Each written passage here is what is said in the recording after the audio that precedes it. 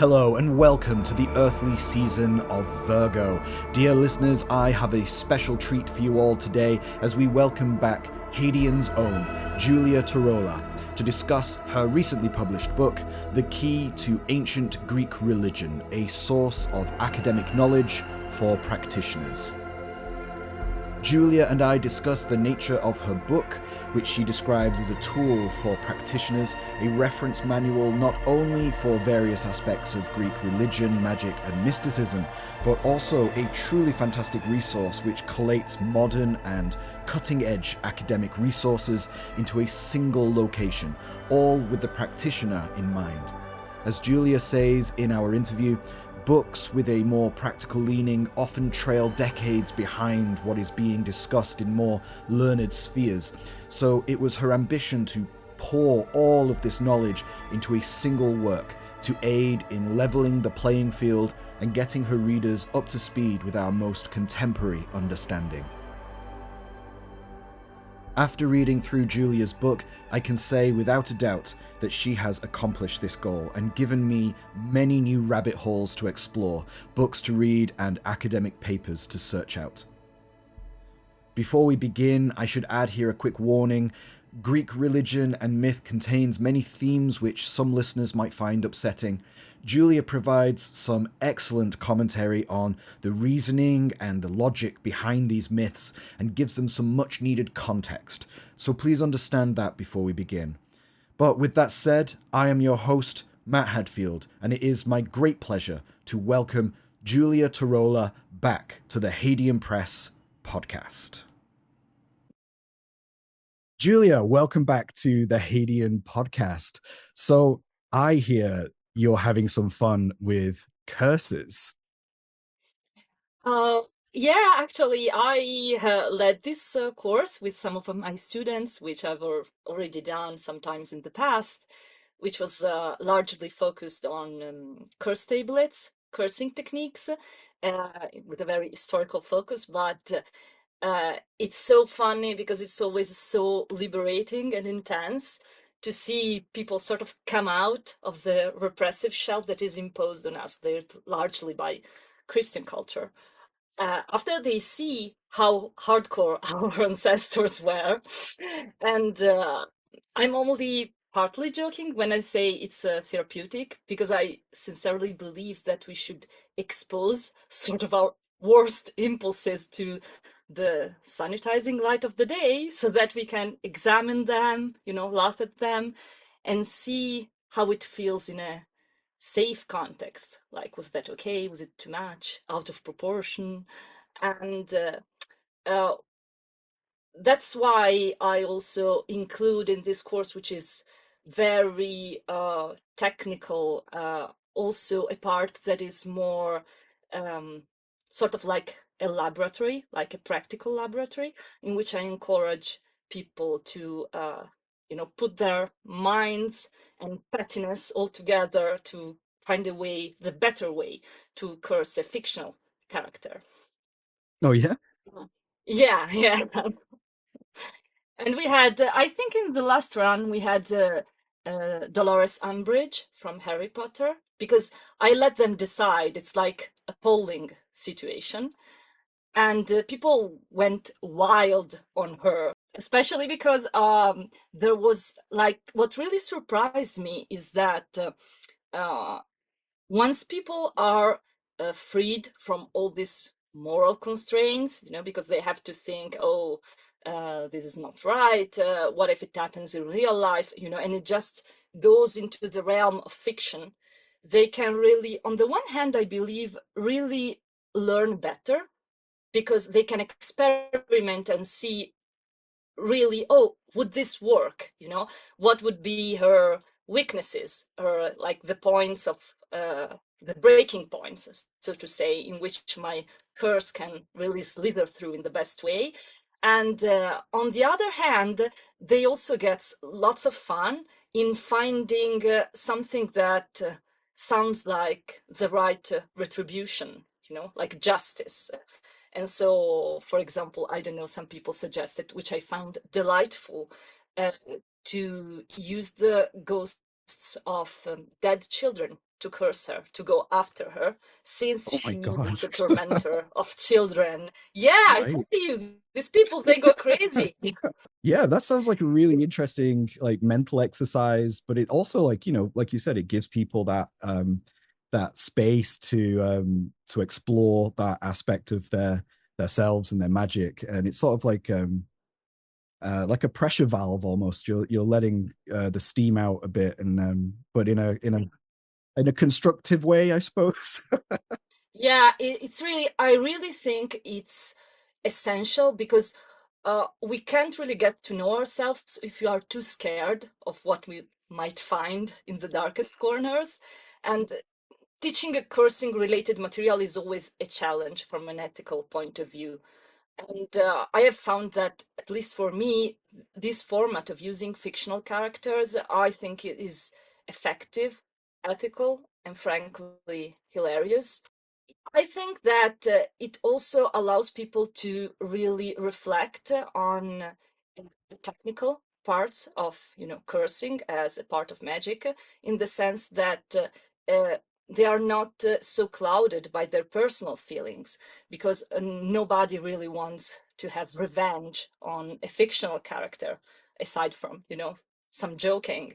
So we sure laughed a lot, but I think it's an excellent tool for teaching Mm. this kind of material.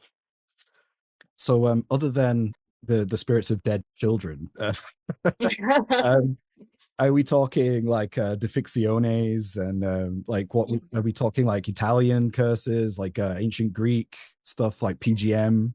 Yeah, curse tablets are really a big family in which you could put, I mean, if we are to be a stickler for definitions, you would put in there deficciones, which are the ones that are written down in Latin. And then you would have katadesmoi, which are the Greek ones. Ah, But essentially, it's the same techniques.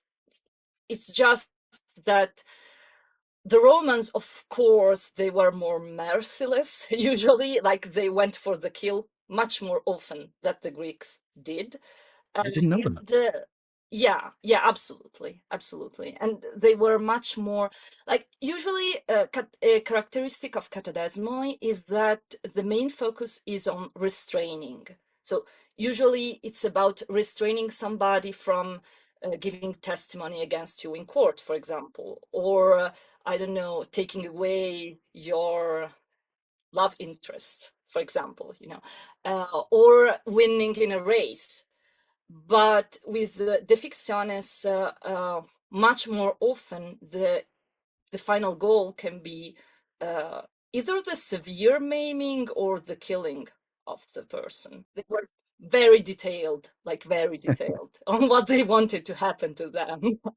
This sounds absolutely fascinating. I agree with you. Like, it's a very broad and interesting subject, and I think a lot of people can learn a lot of more magical techniques and technologies from studying this sort of thing that you don't always even necessarily have to use specifically for cursing. It's just like there's like timing aspects and magic and materia and all these things that go into it that are just it adds to the overall understanding of the subject of magic in itself. So yeah, thank you for sharing that. It's really cool. I might check out your course if you do it again. Oh, thank you. Yeah, I absolutely agree with you. Like, and especially because very often we don't have as many sources regarding other types of magic. And so actually, tablet courses in particular are an excellent source for us to learn about, the technology of ancient magic that, Yeah. of course, can be employed in many other different fields. Thank you for sharing that with us. That's really cool. So Giulia, it's been a minute since you were last on the show, but you have been really very productive in that time. We're here today to talk about your latest book, The Key to Ancient Greek Religion, a source of academic knowledge for the modern practitioner, available now from Hadean Press.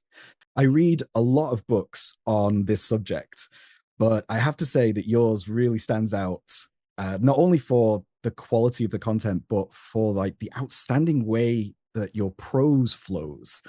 It's very beautifully written. During the introduction, you have a really lovely way of painting your early experiences, and especially um, you focus on your family library. And I think I've heard you mention this library in the past as well, but it must be a really fond place in your memory.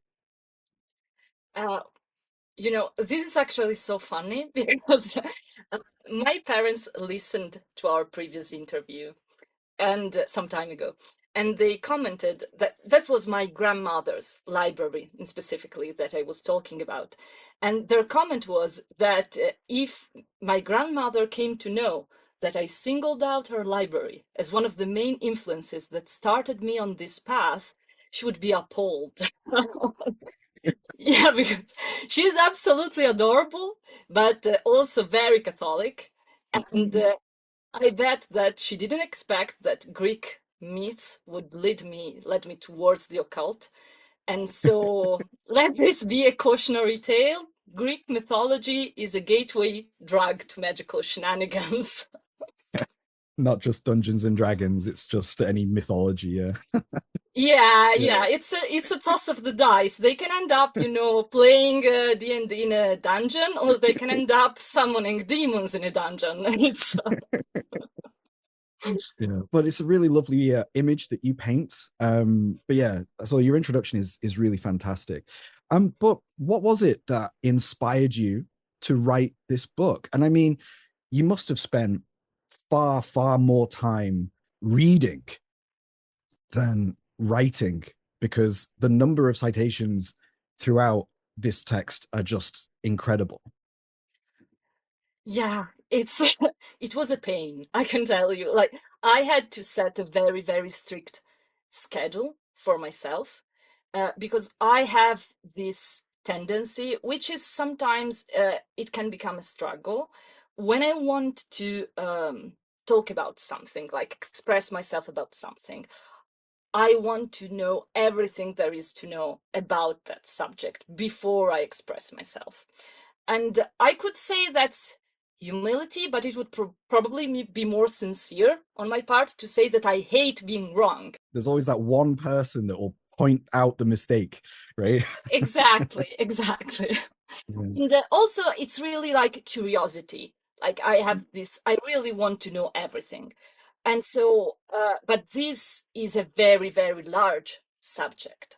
And so I had to, of course, rely on my previous knowledge of these topics, but at the same time, uh, like for instance, to give you a very like practical description, for each chapter, I would give myself more or less 15 to 20 days of intense, in-depth research, and then roughly 1 week to write the chapter.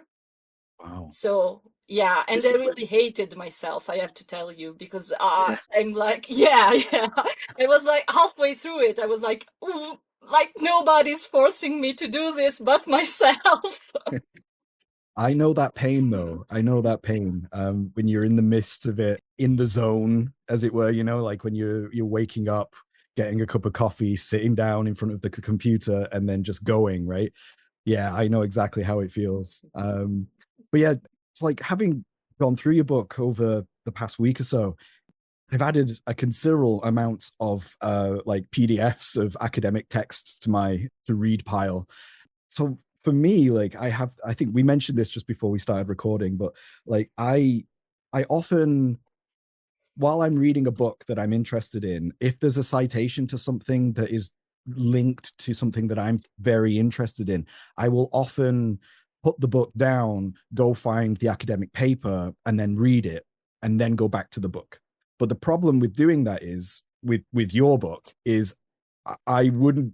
It would take me forever. It would take me years to read your book because there's that many citations throughout.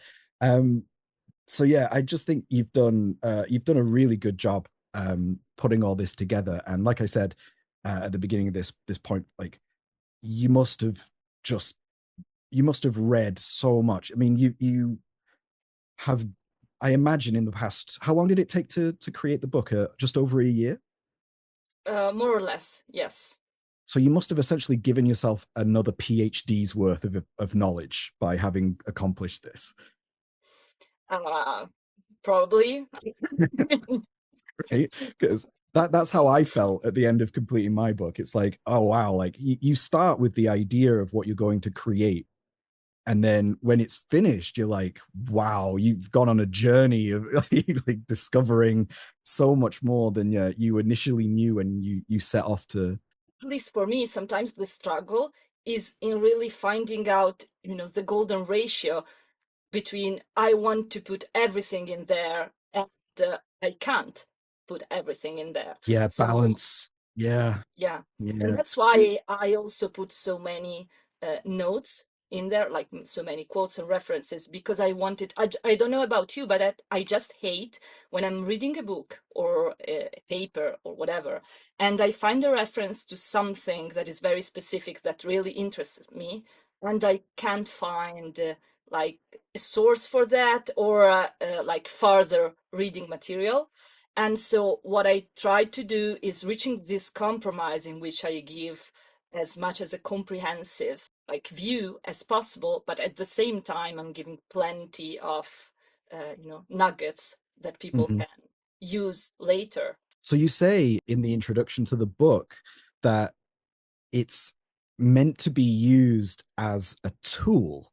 Can you describe your goals with this text and explain a little about how it's intended to be used?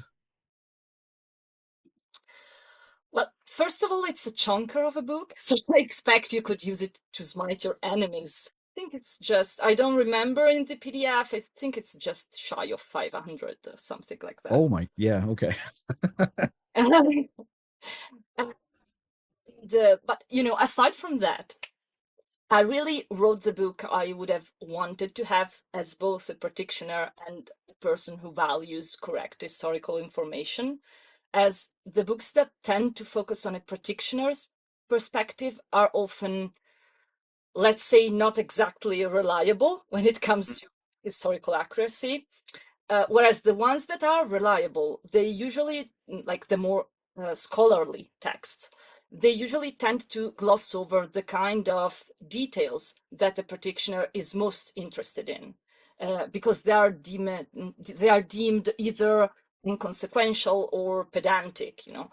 And it's meant to be a tool in the sense that you can read it from top to bottom to better understand the ancient Greek religion as a whole. And that's quite an undertaking, I will tell you, because when I had to read it like a couple of times again in order, like, to proofread it basically from top to bottom in just 5 days, that was a journey.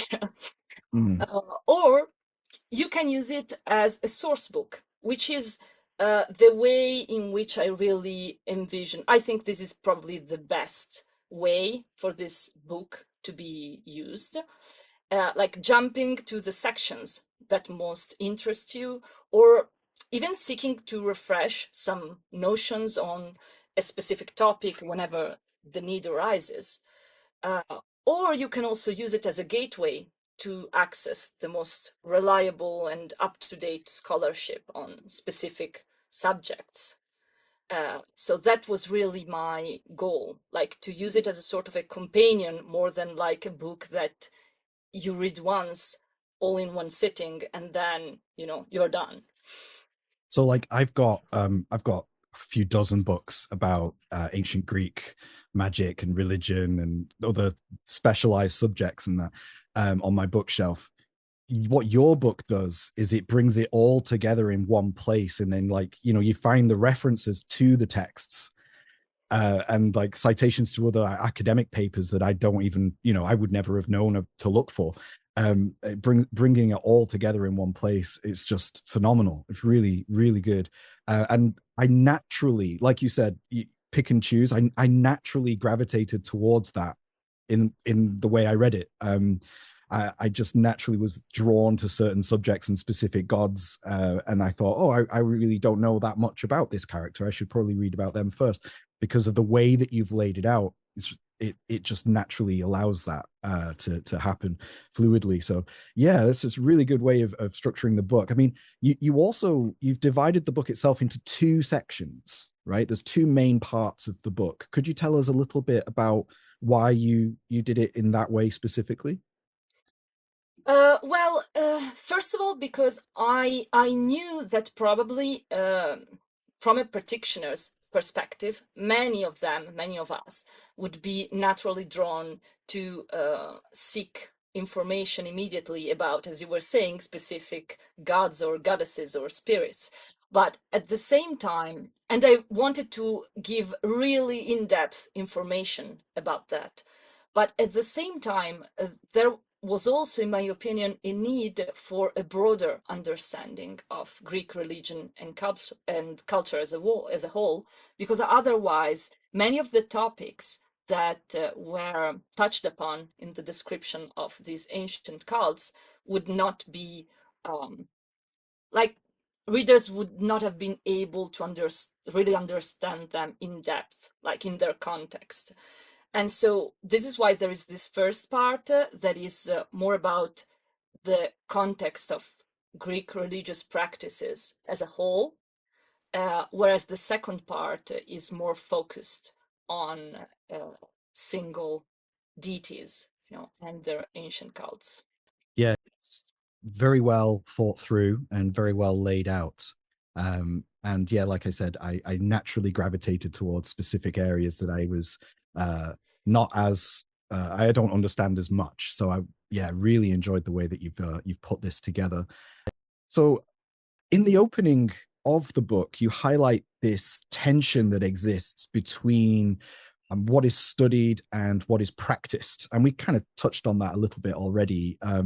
But there's also the what you talk about, like the idea of the nature of time and the barriers and the cycles that limit and reify our experiences when it comes to the study and practice of Greek religion and magic. Could you elaborate a little further on this specific line of thinking?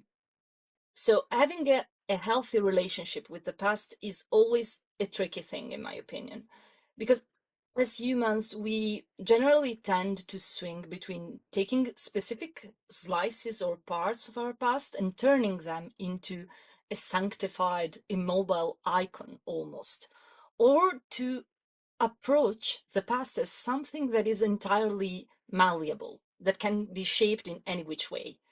And I think that both approaches make a disservice to the complexity of the past, and they respond, in the end, if we really analyze it, they respond to the same desire, even if they go about it in opposite ways, which is to ultimately reinforce our vision of the world. So we could very easily make this political, for example, by observing how it is a conservative tendency to look at the past and see immutable so-called traditional values, while it is a progressive tendency to reinvent the past so that it can tell a story of the present. Just think about all the drama that happened with the release of the Odyssey, for example. Oh yeah. Yeah, that was crazy. And but at the end, both want to say the same thing, if when we really go down to it, which is what we believe in has always been true. And aside from all the considerations regarding the manipulation of history that both approaches indulge in, it is a problematic thing per se, in my opinion, to consider an idea good and valuable only if it has existed before in that exact same way. Mm. So in the context of magical and religious practice, we find the same attitudes and approaches, and predictably the same issues. And like tackling this from a more practical perspective, I find attempts to reconstruct past practices as valuable, as long as there is an understanding that it is an attempt that is ultimately flawed and doomed to failure. And I don't say this to mean that it's worthless, like tending towards a goal while being aware that it is forever unattainable can produce very interesting results. Whereas at the same time, reinventing these practices or straying away from tradition can also produce valuable and interesting results, as long as there is a clear line marking what's our own invention or reinvention, and also a good amount of common sense and respect for the past, which is easier said than done, right? Like, Yeah. it's not Yeah. always so easy. No, I just wanted to point out that from a technical historical point of view, we have to consider that very often the biggest and more detailed amount of information we have is related to state religions, like whose rituals and practices were meant to serve communities and structures that are simply no longer there. And I see quite a bit of practitioners failing to understand this distinction, trying to present state religion practices as the one and true orthopraxy for what we are now, like for what are now either solitary practitioners or private groups, you know. Yeah. Well, we'll get into that, I think, in the next question. But no, you bring up some really good points there. Um, and I mean, for me as well, I mean, while I'm reading through your book, what I'm reading is these things were practiced roughly or understood roughly in like the 5th century BCE. And then in the next page, it's like, but this was also understood in the 3rd century CE, right? So we're not just talking about a single snapshot of time that the golden age existed in, right? It's a long, Yeah, extended, messy period of cultural history, and it doesn't necessarily have defined boundaries or barriers that or cutoff points. So yeah, the idea of like striving for the perfect time in the past, the golden age, right? It's a flawed like how do I say, it's like a flawed premise. It's a flawed idea to strive for, in my opinion, because there was no one particularly perfect period or era of Greek religion. You know, you could an era of history that you personally really like or something, but there's no way to quantify that, right? uh exactly. And also, as soon as you single out just that single slice, you know, that single stratum in the lasagna that is history, yeah, you're basically manipulating it and transforming it through the lens of your goal or ideology, because it's not, exactly. it's a continuum and one bleeds into another. And also this happens with time, but it also happens with place. Like, we can't really say, oh, the ancient Greeks believed in so and so and so, because Athens was different than Sparta, and the 6th century BCE was different from the 3rd century BCE, and so on and so on. Mm, yeah. And your book does cover a incredibly vast amount of time. I think there's one part of the chapter on Dionysus where you're talking about specific archaeological evidence from the 14th century BCE, right? So this is something that is this is a vast stretch of history that we're dealing with, and there's no real one specific point where we can plant a flag and say this is the true expression of Greek religion.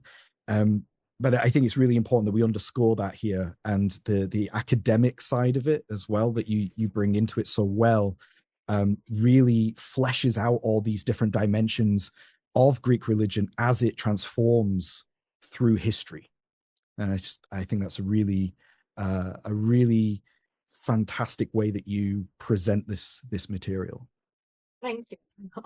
It is really awesome that you can draw all of this archaeological and historical information together, because you know, as far as like the written word, as far as like that kind of evidence, you know, we can go back to like Hesiod, right? And we have Homer and all of this, but when we go back further through time, prior to that, things get very murky, right? Yeah, to our immense frustrations as researchers. Mhm. Yeah. whenever you go, of course, and it also differs from culture to culture. Egyptologists are really blessed in that regard because the desert preserves much more than, the Hellenic area did. But yeah, it's always very, very tricky. And even if you have lots of sources, you always have to contend with the fact that uh, what kind of sources are they? You know, uh, yeah, so even from the perspective of a single philosopher, a philosopher was always a person, right? So they would have certainly their personal approach and view of the gods that was filtered through the experiences they've had in their family, enlarged family, the tribe, and the polis, and so on and so forth.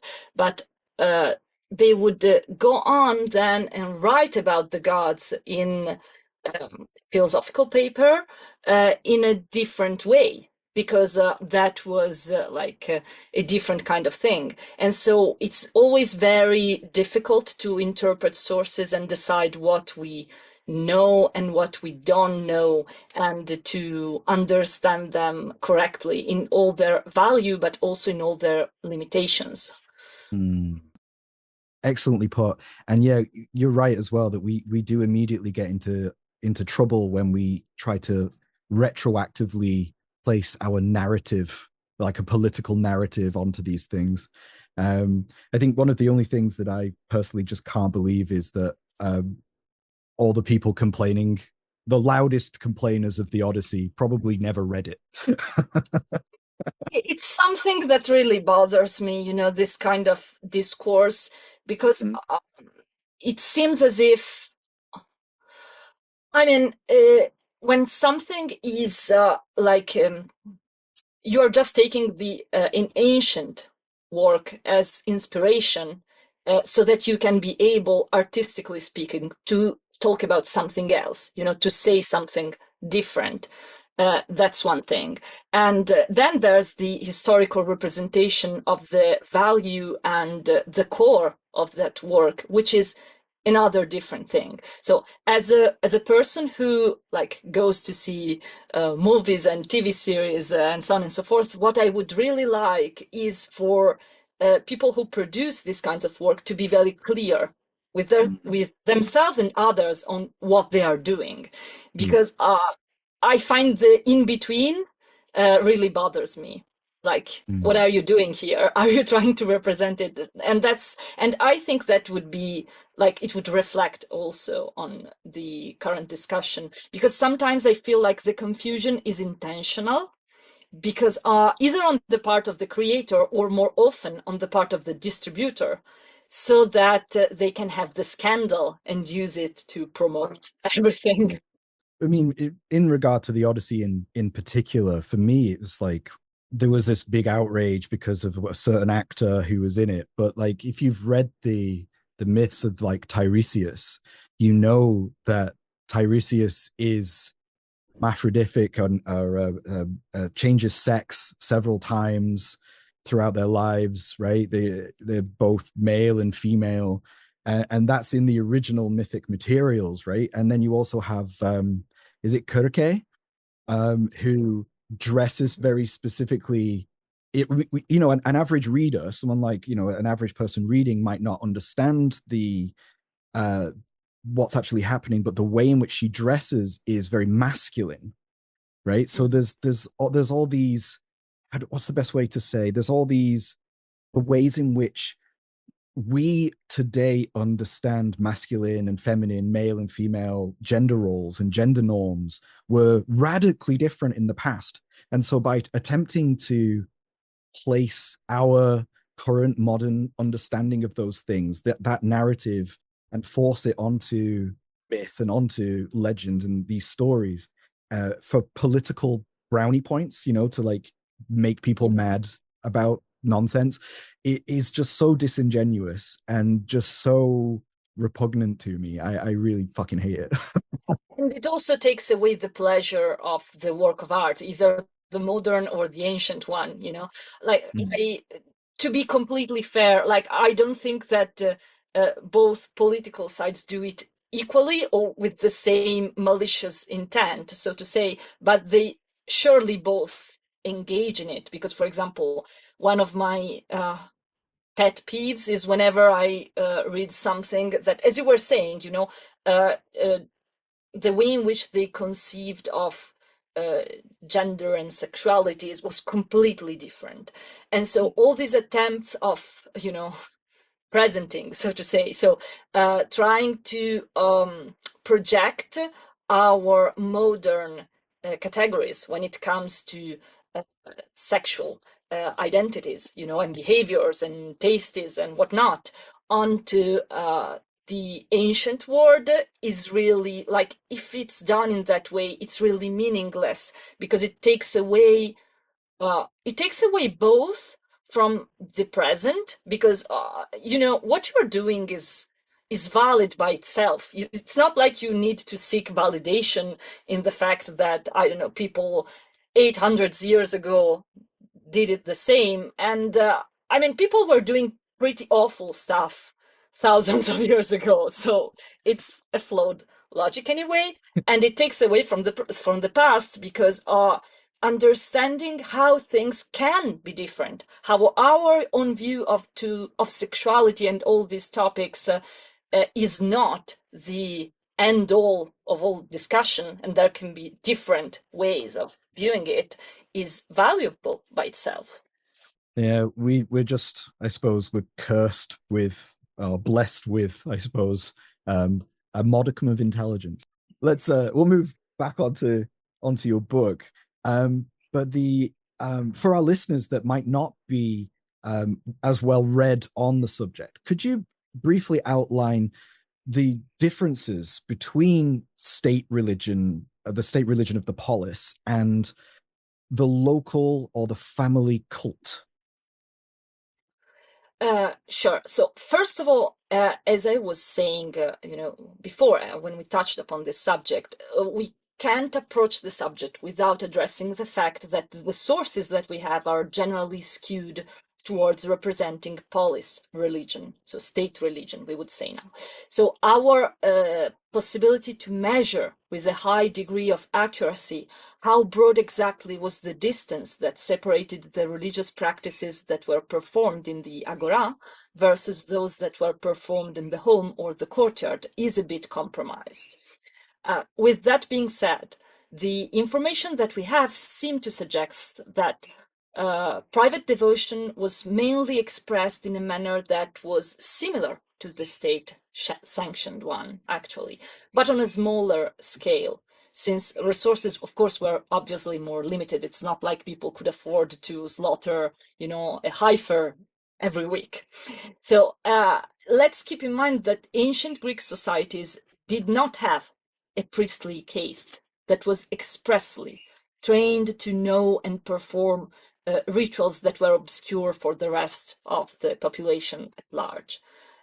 So aside from special cases like mystery cults, everything that was performed in state religion felt familiar. And at home, the father, or in some cases, the mother, would act as priest and be assisted by the rest of the enlarged family. Because family did not mean it was not the nuclear family, of course. It could also, in some respects, include all the slaves, for example. However, and this is very important, personal and family life in the ancient world were deeply intertwined with the structures, the identities, and the experiences of the larger community at a level that for us today, it's almost incomprehensible. So even intensely personal experiences, like, for example, participation to the mysteries, were undergone as part of a large group, not as a lone individual. So we can't just take practices that were supposed to be performed in the context of a community, be it small or large, that was deeply rooted in a specific culture and net of relations and meanings, and expect them to work exactly the same for, say, I don't know, a solitary person doing it in their bedroom, or even a small group of people that during their day-to-day lives, they live inside of a completely different reality. And I personally believe this is one of the reasons why the cults and practices that often attract more attention by modern practitioners are the ones that were, even at the time, considered to be either extraordinary in nature or at the margins. Like contemporary priests, priestesses, sorcerers, and witches, they have, in my opinion, much more in common with the often mistrust door-to-door religious specialists of ancient Greece than with the properly appointed priests and priestesses. That's really cool. So those door-to-door salesmen that you just mentioned, do you mean like, for instance, the Goes? So the glass is like a special case, I would say, because there's really very little that we know about them in the capacity of, like, as a magical practitioner, for example. So uh, when we talk about itinerant specialists in the field of magic and religion, we tend to define them more as either the Hiereiai, which is just a name for priestesses, so itinerant priests and priestesses, or a very used word is the agirtas, which is like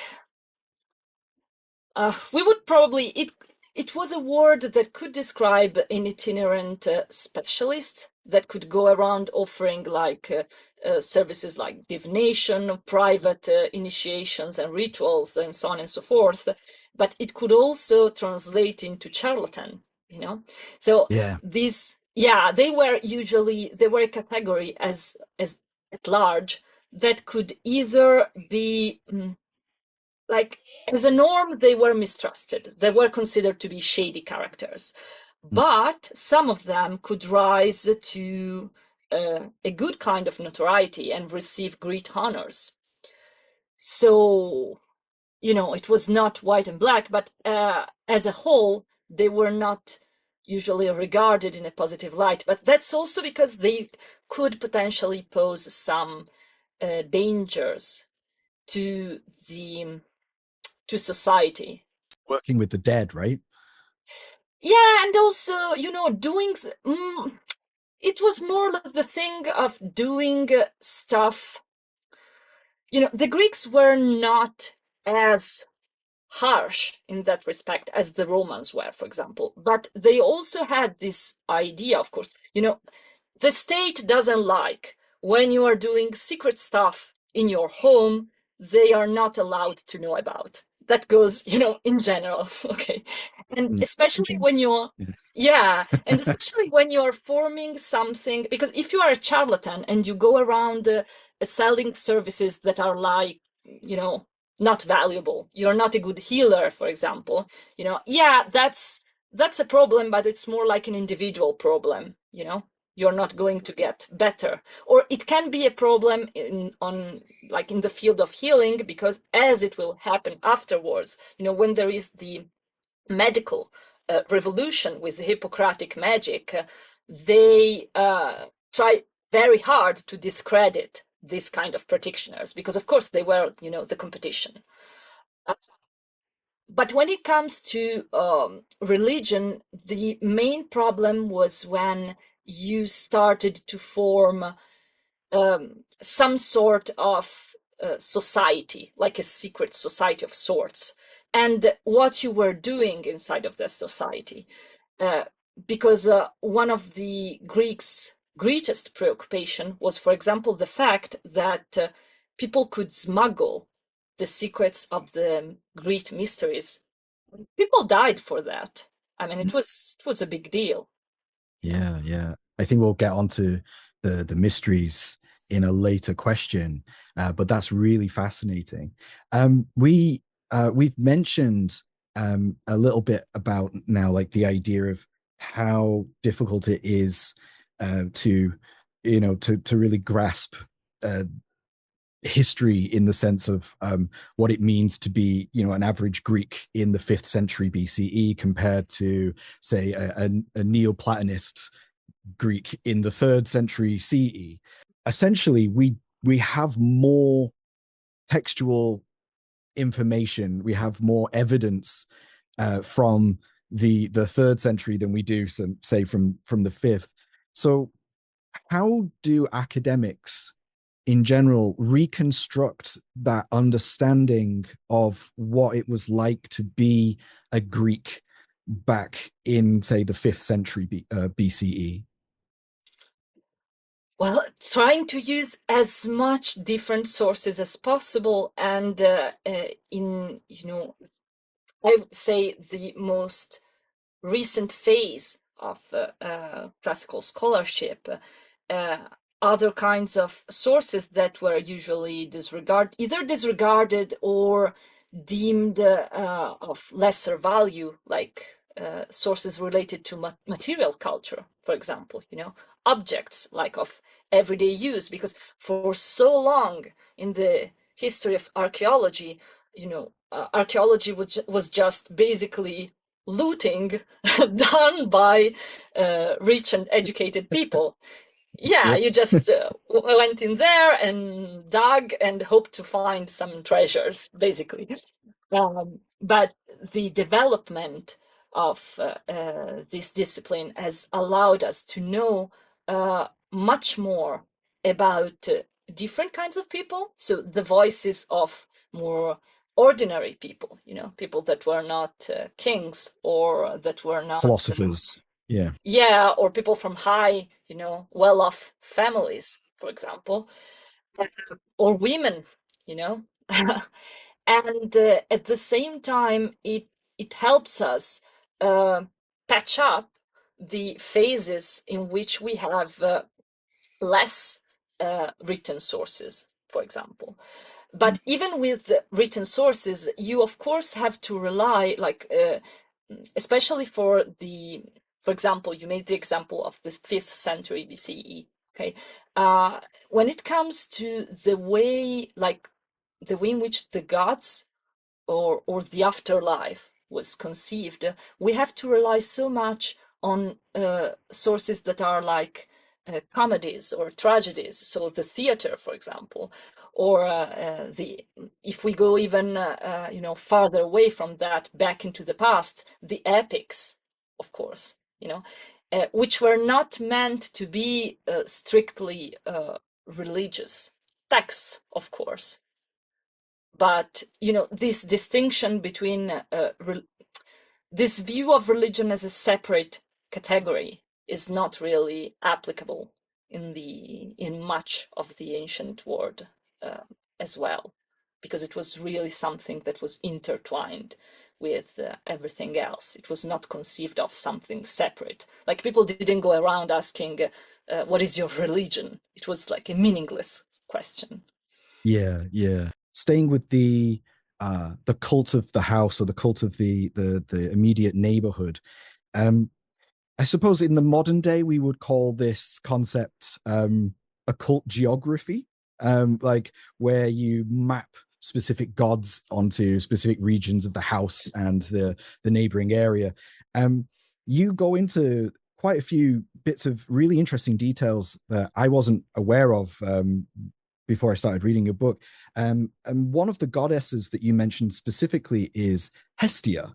And I realized I didn't really know much about this goddess. And it turns out, after reading through your book, that actually very little is known about this wonderful goddess. But what's important about Hestia in the house is that she resides specifically around the central hearth, the very center of the main room of the house. And she's considered a maiden. I suppose today we would say virgin, although in Greek culture that the idea of virginity that we have today is very, very different. But she's essentially a perpetual maiden that could never be married off. So she's like a companion to the house. She's always part of the rituals of the house, and there was like offerings that were given to her, like food offerings and that specific times of the year.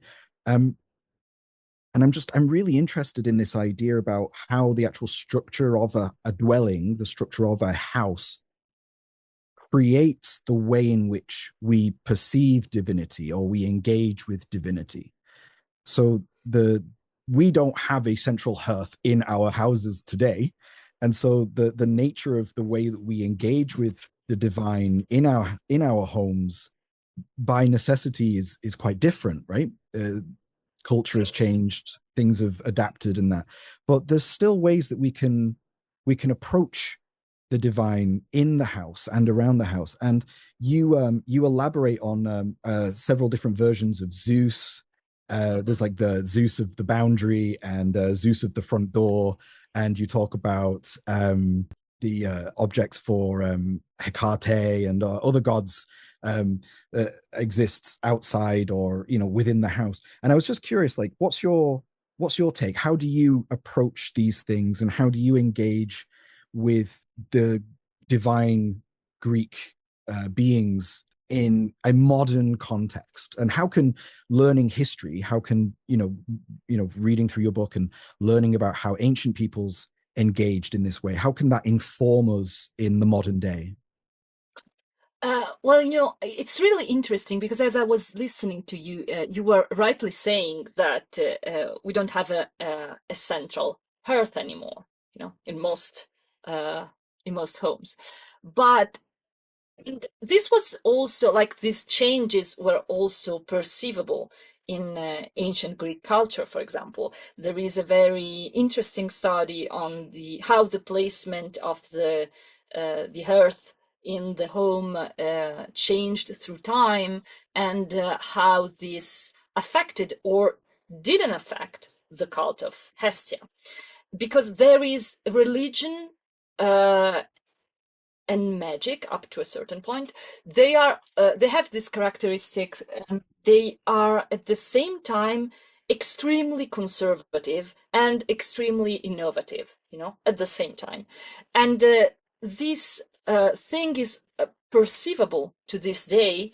um, in my own folk traditions, for example, in Italy, as you were talking, I was thinking about the fact that it's true that we don't have a central hearth anymore, but in folk practices, the kitchen is always the center of the home, because symbolically it has retained this meaning of being the place where the fire is, where the family gathers around what is cooked, and which I think is why so many of these, for example, traditional healing purposes ask you to be in the kitchen and to do something with the stove, for example. And like personally speaking, um, I do have this geography, so to say, in my home, because I have something like I have a gorgon head on the door of my house, um, Perfect. which is of course for protection.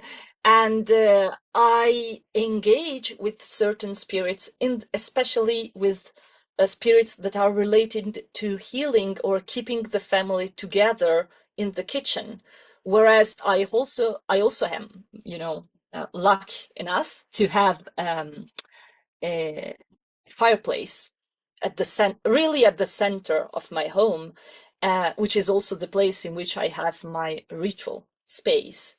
And that I tend to use for more ritualized kind of work, because it's not like I've never really thought about it in those terms, but now that I think about it, I think that I perceive the kitchen as the center of the home when it comes to the family, and the real center of the home as the center, the symbolic center, when it comes to a practice that is wider and goes beyond, the family, Mm. so to say.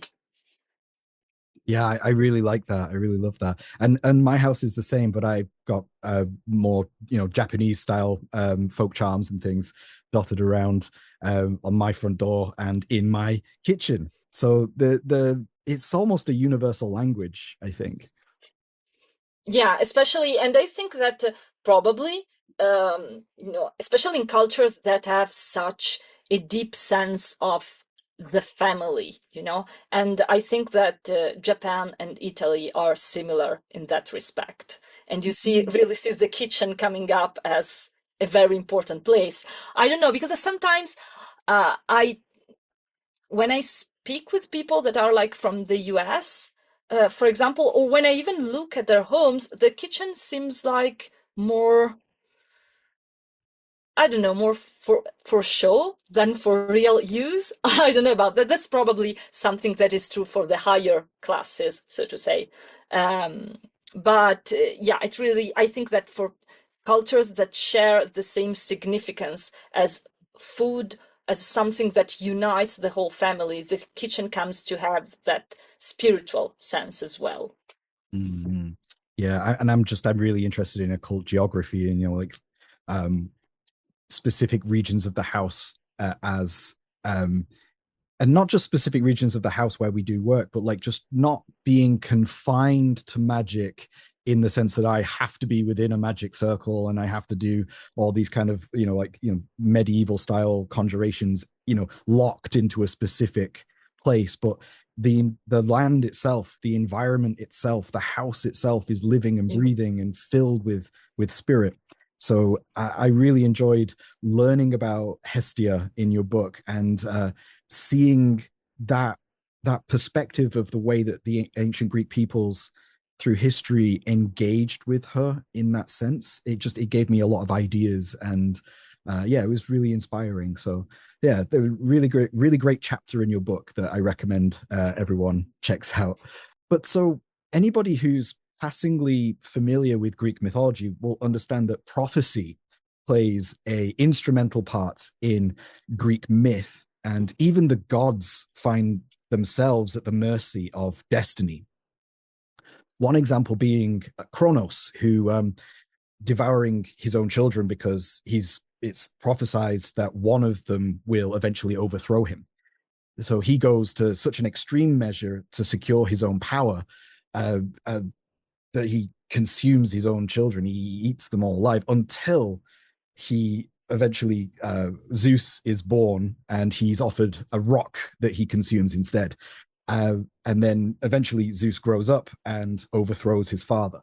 So, what's your thinking on the nature of destiny, fate, and the concept of necessity?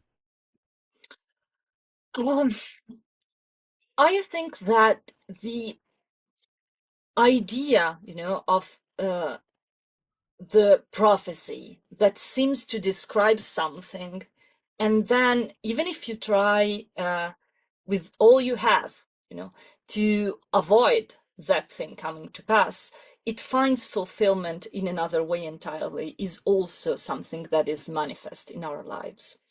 Uh, I don't think that anybody can really explain out these topics, at least once while we are alive.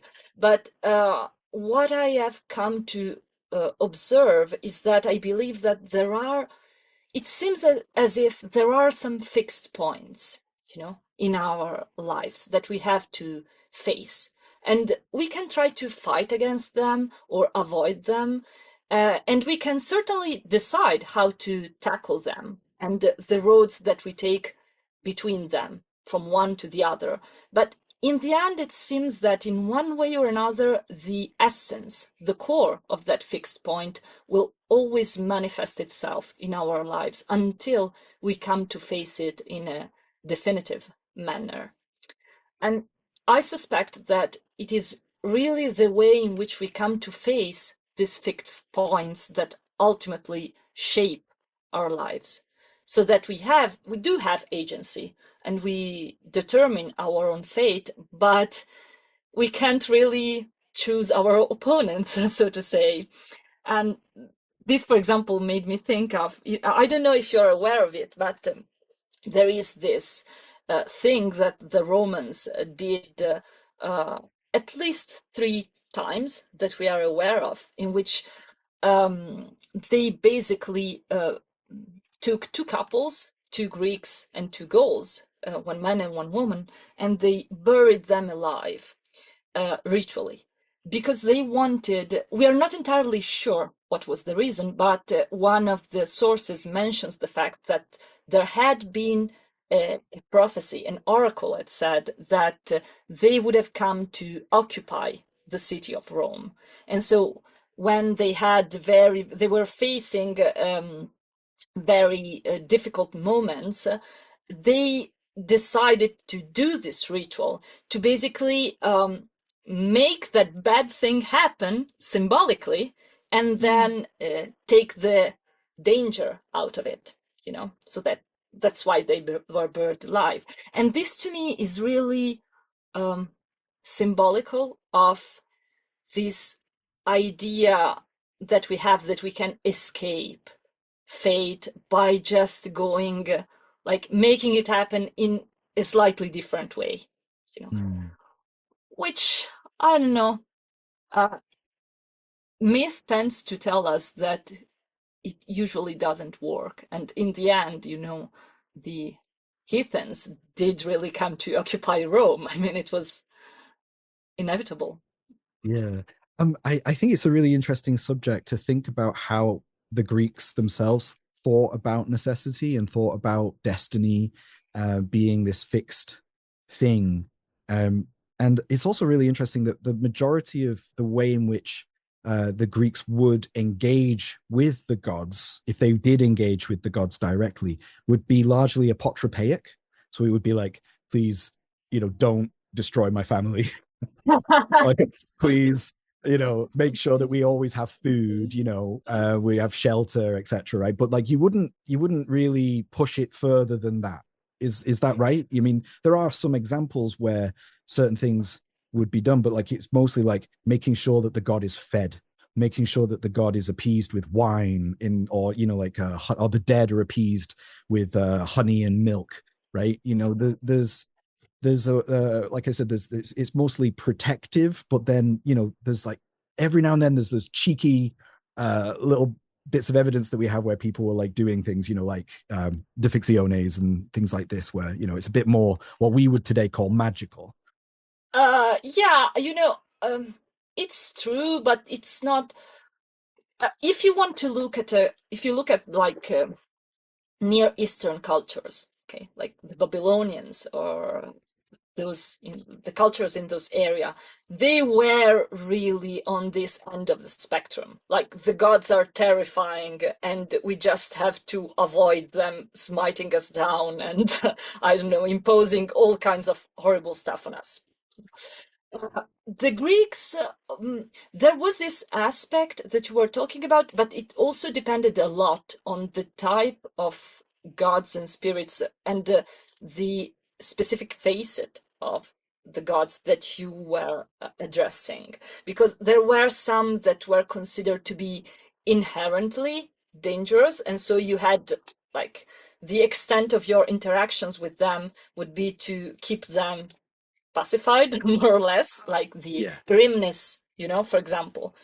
Or Poseidon. I mean, Poseidon was a god of natural disasters. So, of course, you don't want to piss him off, and your main relationship with him is going to be, oh, please don't send an earthquake that will just wipe Mm, down my city.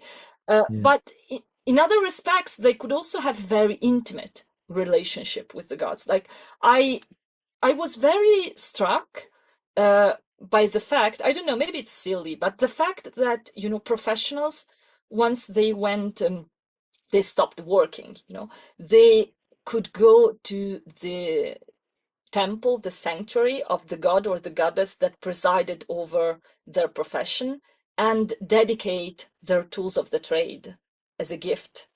Oh, it's lovely. Yeah. Yeah, yeah, for all sorts of professionals did this, like, seafarers and prostitutes and all sorts of stuff. And Blacksmiths. Yeah. yeah, yeah, of course.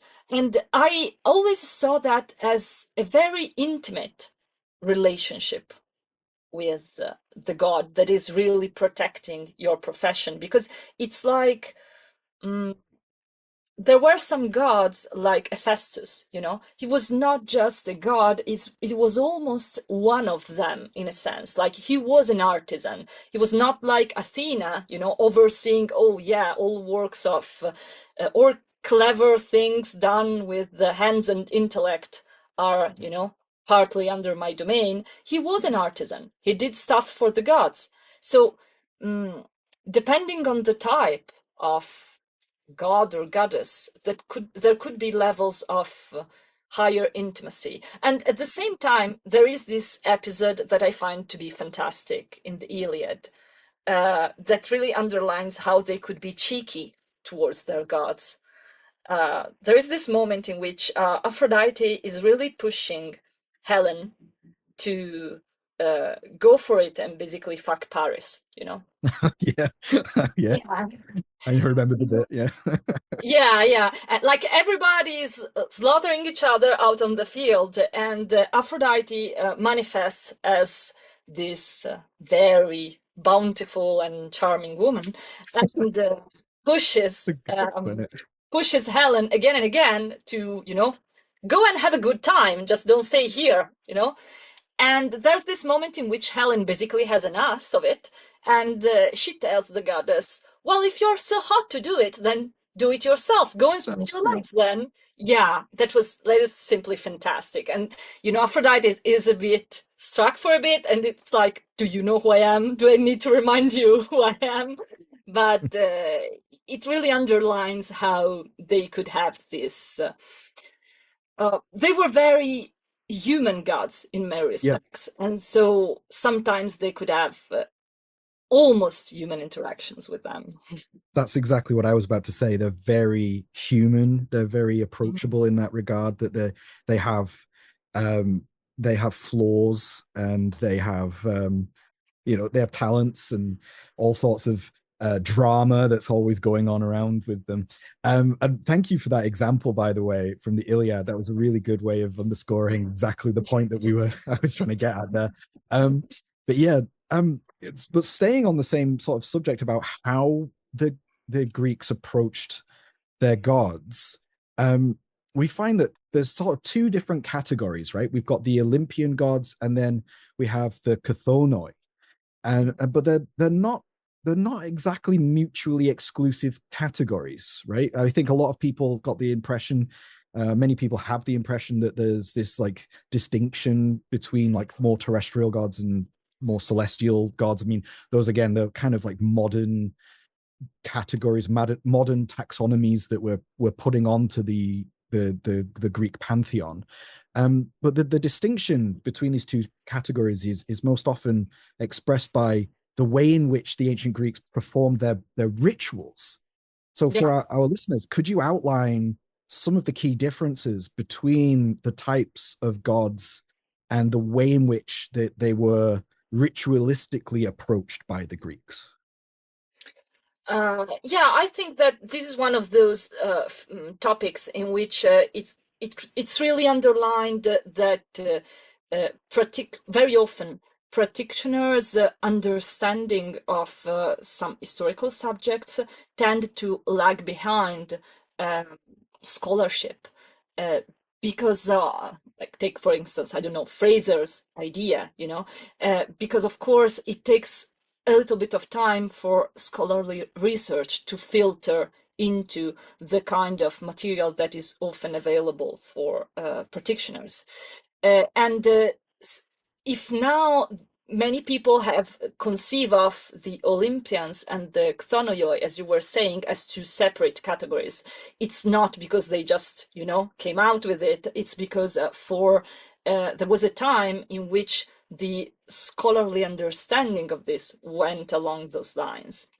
Um, so it would be more correct to say that they are different divine aspects instead of different gods, because there are gods that would traditionally be considered as quintessentially Olympian, like Zeus, that can have aspects or cults that have marked chthonic underworld characteristics.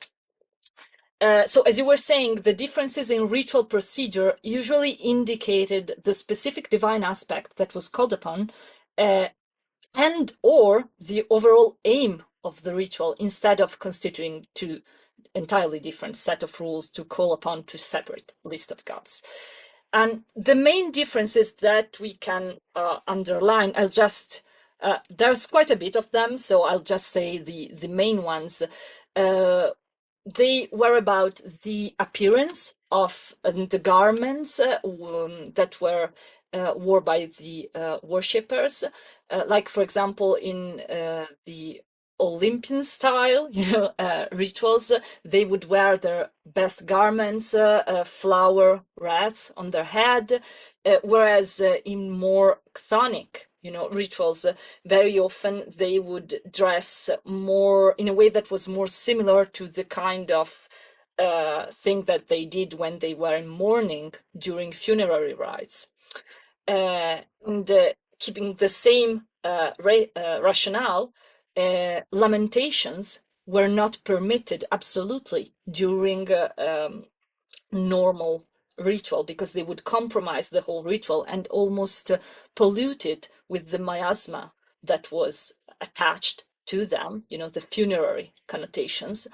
Whereas they were not only permitted but expected and encouraged during heroic cults, for example, that of course were, related to the realm of the dead. There was also a difference in the kind of altar that was used. A high altar made of stone, a bomus, was used for Olympian style celebration, whereas in a low altar at ground level, or even a pit, so you go down to the level of the earth or you go underneath the earth, were used for more underworld kind of ritual. The gestures, you would appeal to celestial gods or goddesses with celestial connotations by raising your hands towards the sky or towards the divine statue, for example, whereas when they were to call upon more chthonic aspects, they would kneel on the ground or even strike the ground with their hands and fists. And the overall atmosphere was also different. So It like was.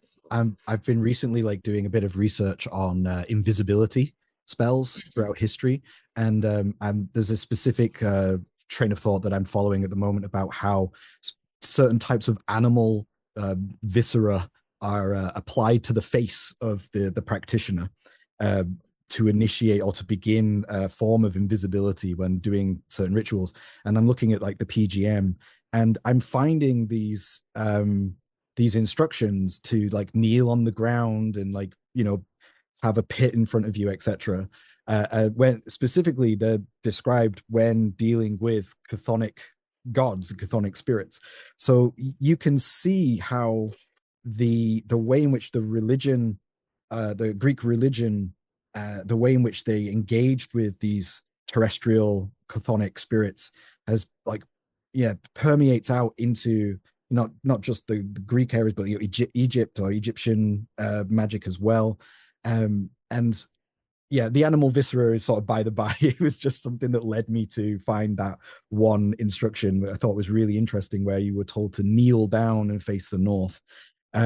Yeah, so I think it's just a really interesting way that we can interpret the mode, I suppose, the mode of the deity that we wish to engage with, the way in which its behavior that we want to approach, and then we can adapt our ritual techniques to better approach that god, if that makes sense. So there's maybe you could fill in a bit more information here, but like Zeus has so many different expressions, right? There's so many different ways that Zeus manifests.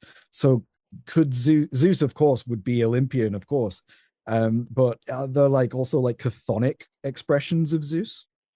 Yeah, yeah, of course, there is this cult of Zeus. Zeus was also worshipped as Zeus Melicus, and that was a very interesting facet of Zeus as a god, because he was not as Zeus Melicchus, he was not represented as anthropomorphic. He was represented only as a snake with a rearing head, a coiled snake with a rearing head. And he was also one of those spirits or gods that were considered to be mostly dire in nature, in the sense, not in the sense that he was malignant, but in the sense that people had to keep him appeased.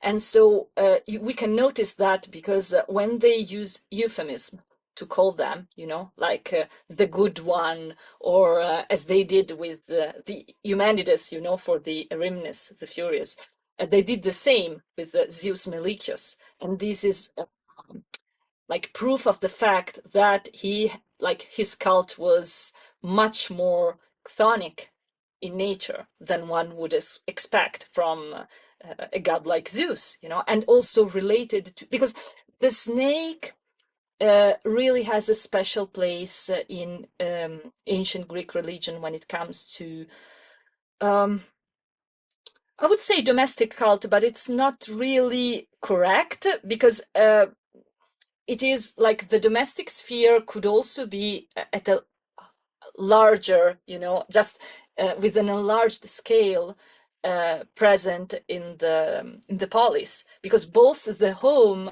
and the agora, the center of the polis, were believed to have this resident snake spirit that would come out from the ground and eat the offerings that were left.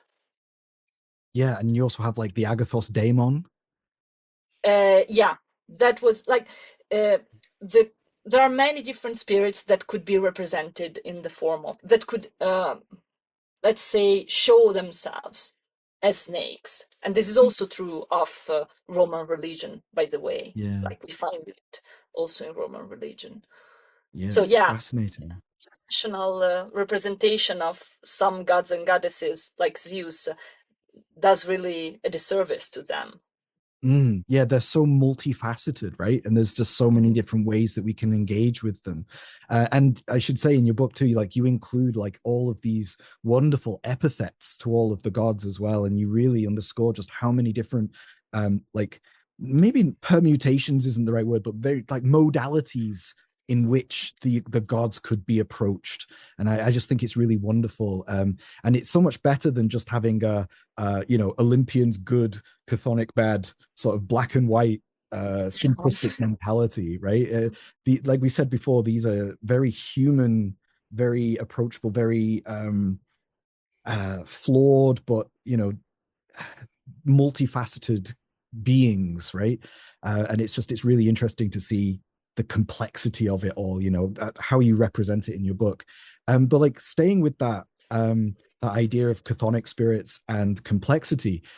Later on in your book, you mention that the idea that the Titans represent a truly ancient, pre-existing indigenous religious strata going back to perhaps even pre-Indo-European culture, and how that idea that these gods and myths were displaced by foreign invasions into Greece, has largely been debunked. Something it was news to me, because I mean I've read a lot of other academic papers and things where they were saying that this is probably the case, but you've provided a lot of really interesting, fresh academic information here that I really appreciated. But could you tell us a little bit more about what the modern academic consensus of this adaptation, this transformation between the generations of the gods, right? So like the Titans giving way to the Olympian gods. Yeah, so this is a relatively recent development, and there is a reason for that. It is perhaps not a reason we would like, probably, because it's probably a little bit rooted in a touch of racism, I would say, in the sense that for a very long time, the classical period, and so ancient Greece, has been regarded as sort of the pinnacle and the starting point of Western civilization.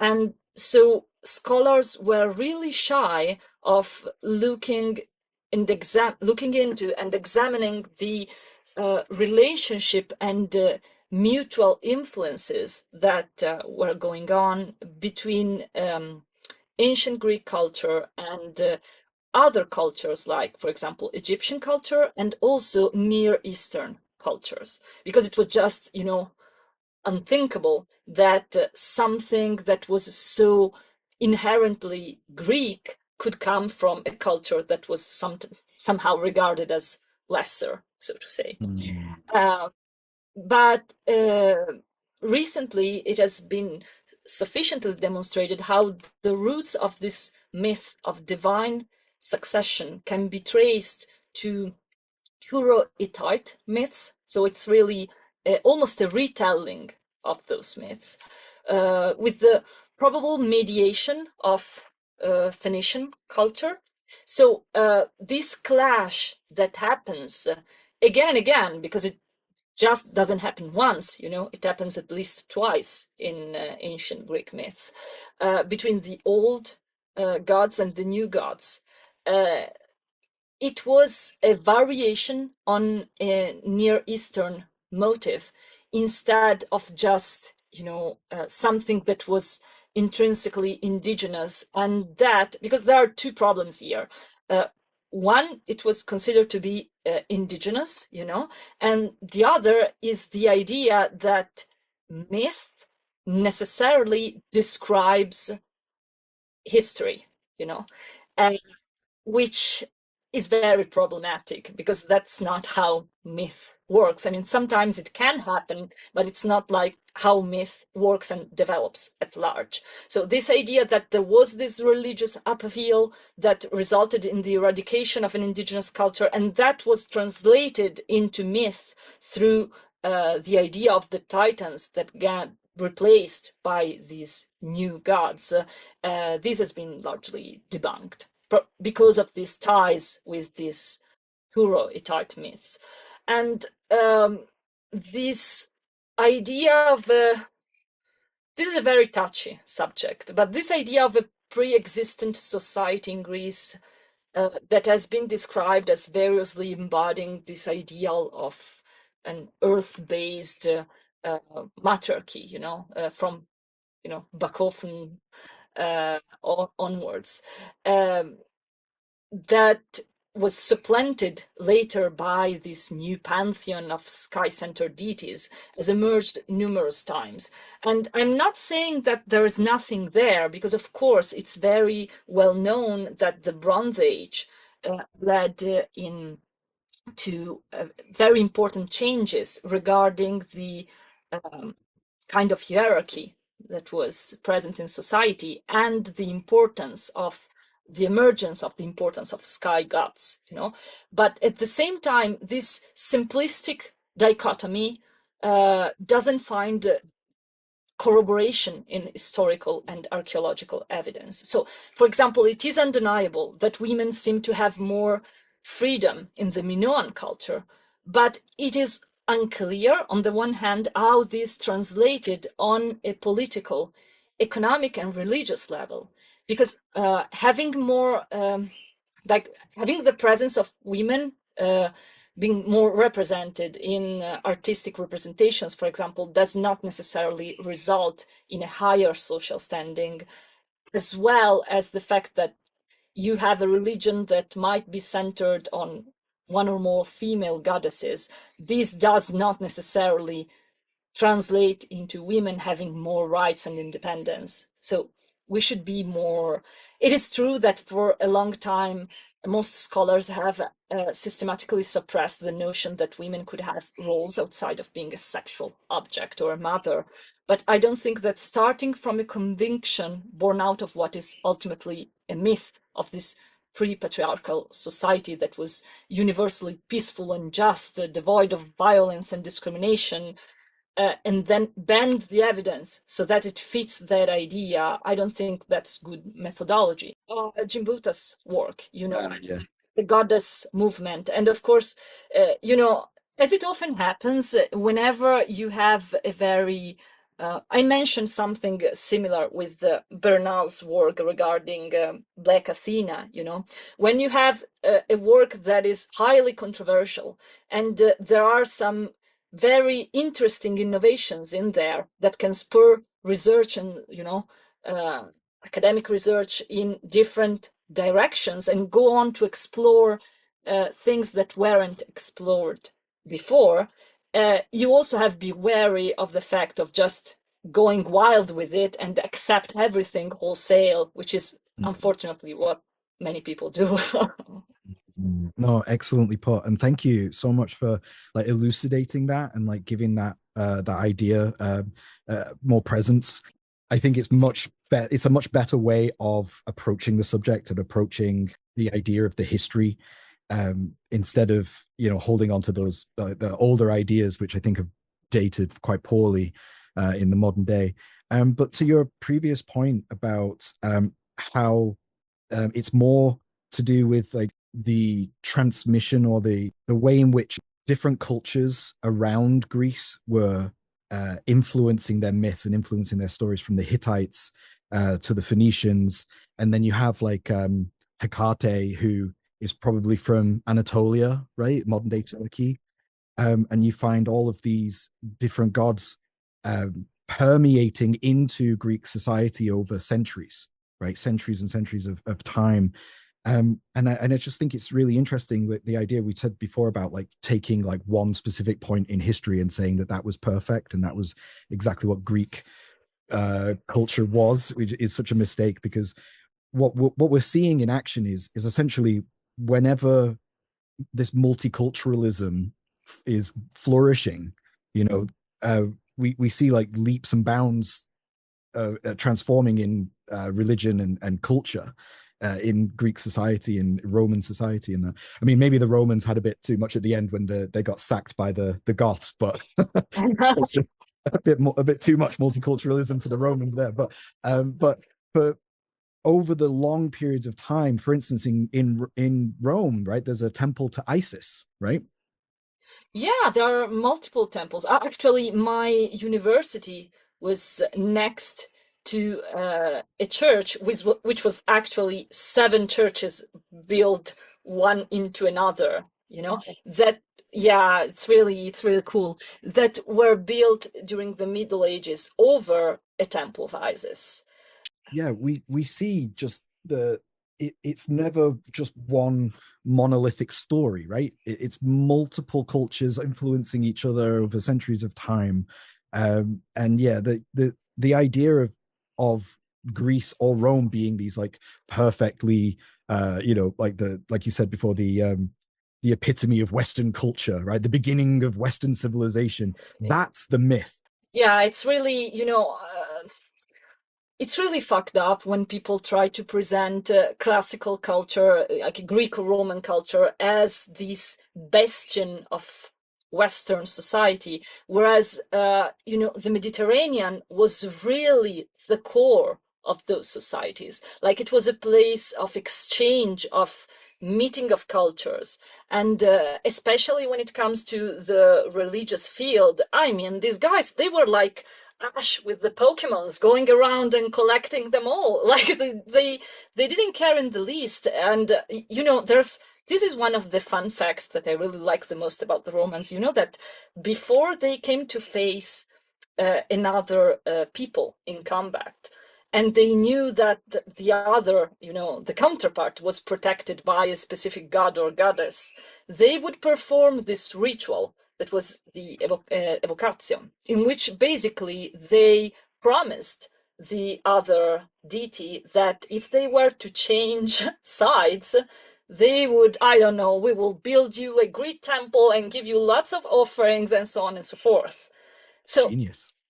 yeah, they were in Italy. We call that being paraculo, which means covering up your ass.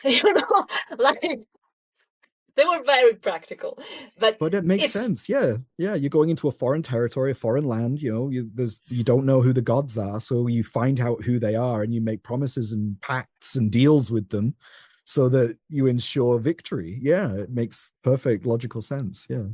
Yeah, and if a god or a goddess is powerful, there are also these, that there was also this market of holy relics from one culture to another. If, for example, a sovereign in one culture in the ancient Mediterranean came to be very sick, and the local cults, the local healing cults, were insufficient in, facing this challenge, they could write down a letter or a missive and have it shipped towards another culture that had different deities and special healing sanctuaries, and ask them, please, could you loan your sacred statue or your sacred relic to us for X time so that we can see if it can heal the sovereign.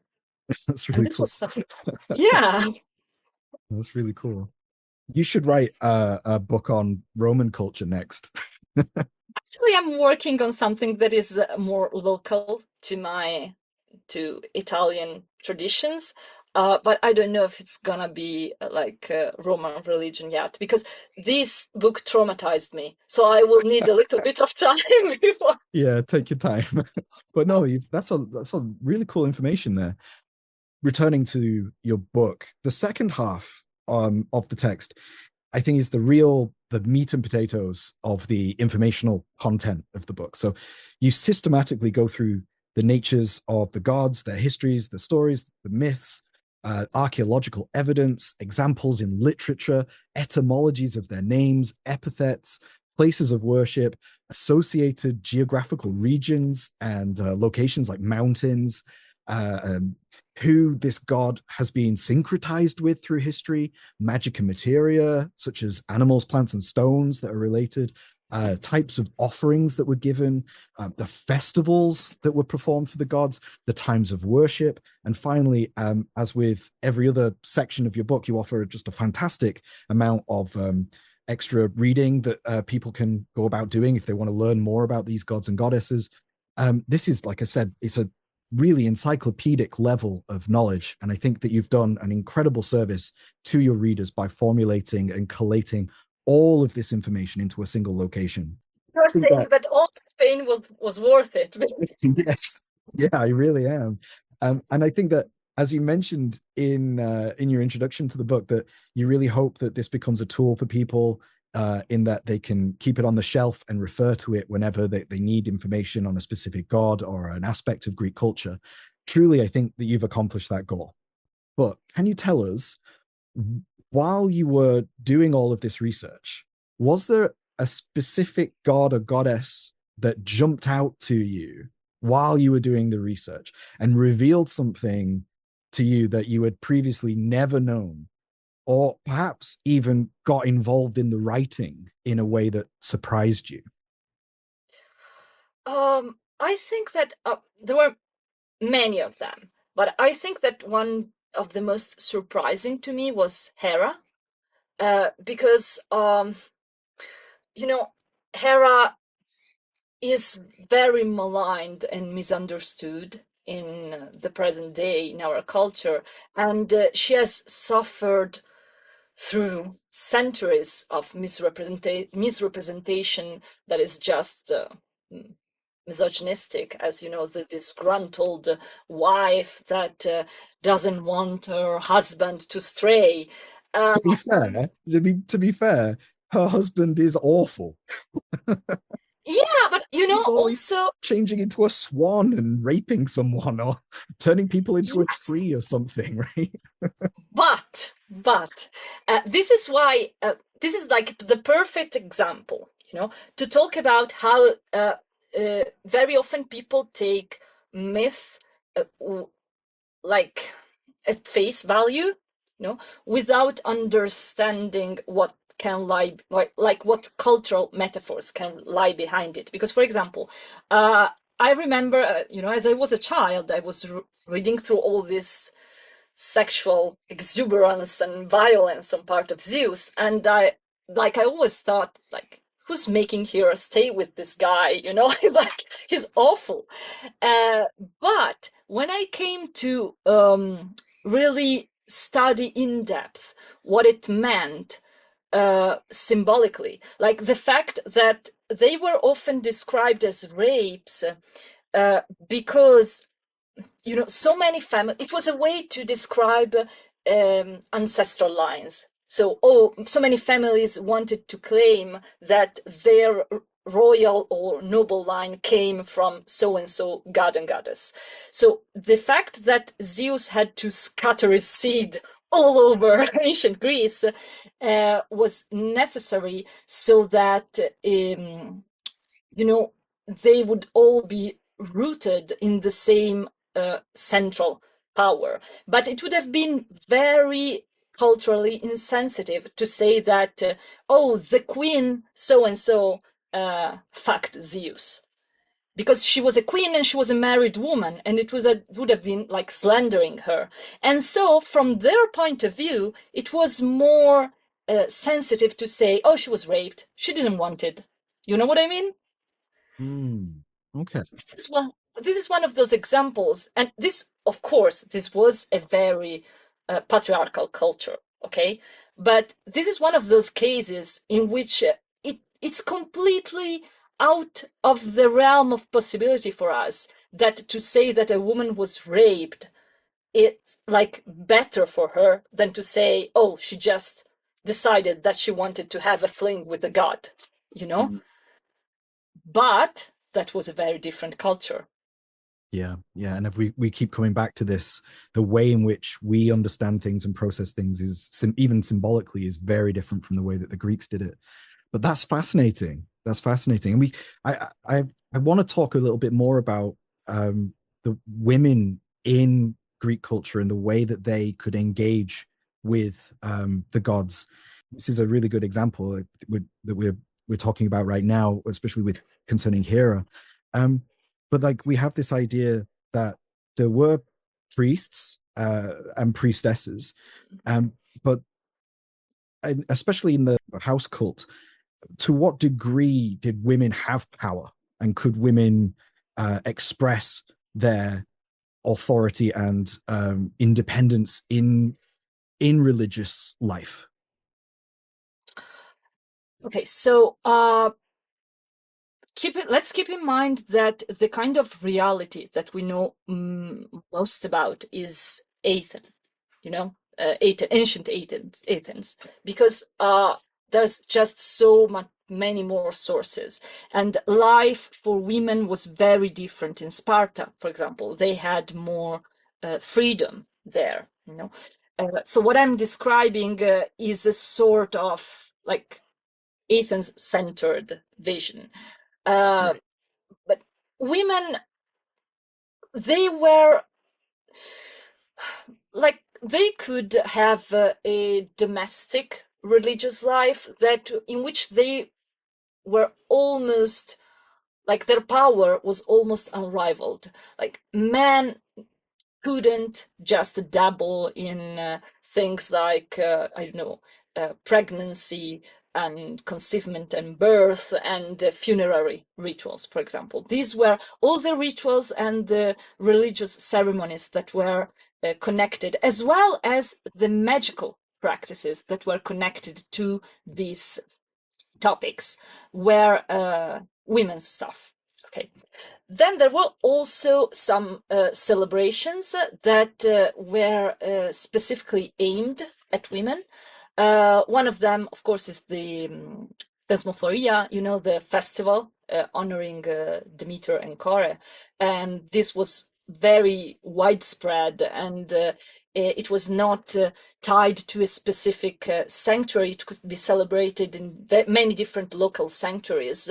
And during this festival, married women specifically, this was not open to unmarried women, they would gather, and the whole celebration was funded by the husbands, which I find to be very interesting. You know, they had to pay, but they not only had to pay all of it, they had to pay basically to be the butt of the joke, because women went there, yes, to sacrifice piglets, probably to prepare and ritually, magically charge the seeds that were to be sowed later in the year.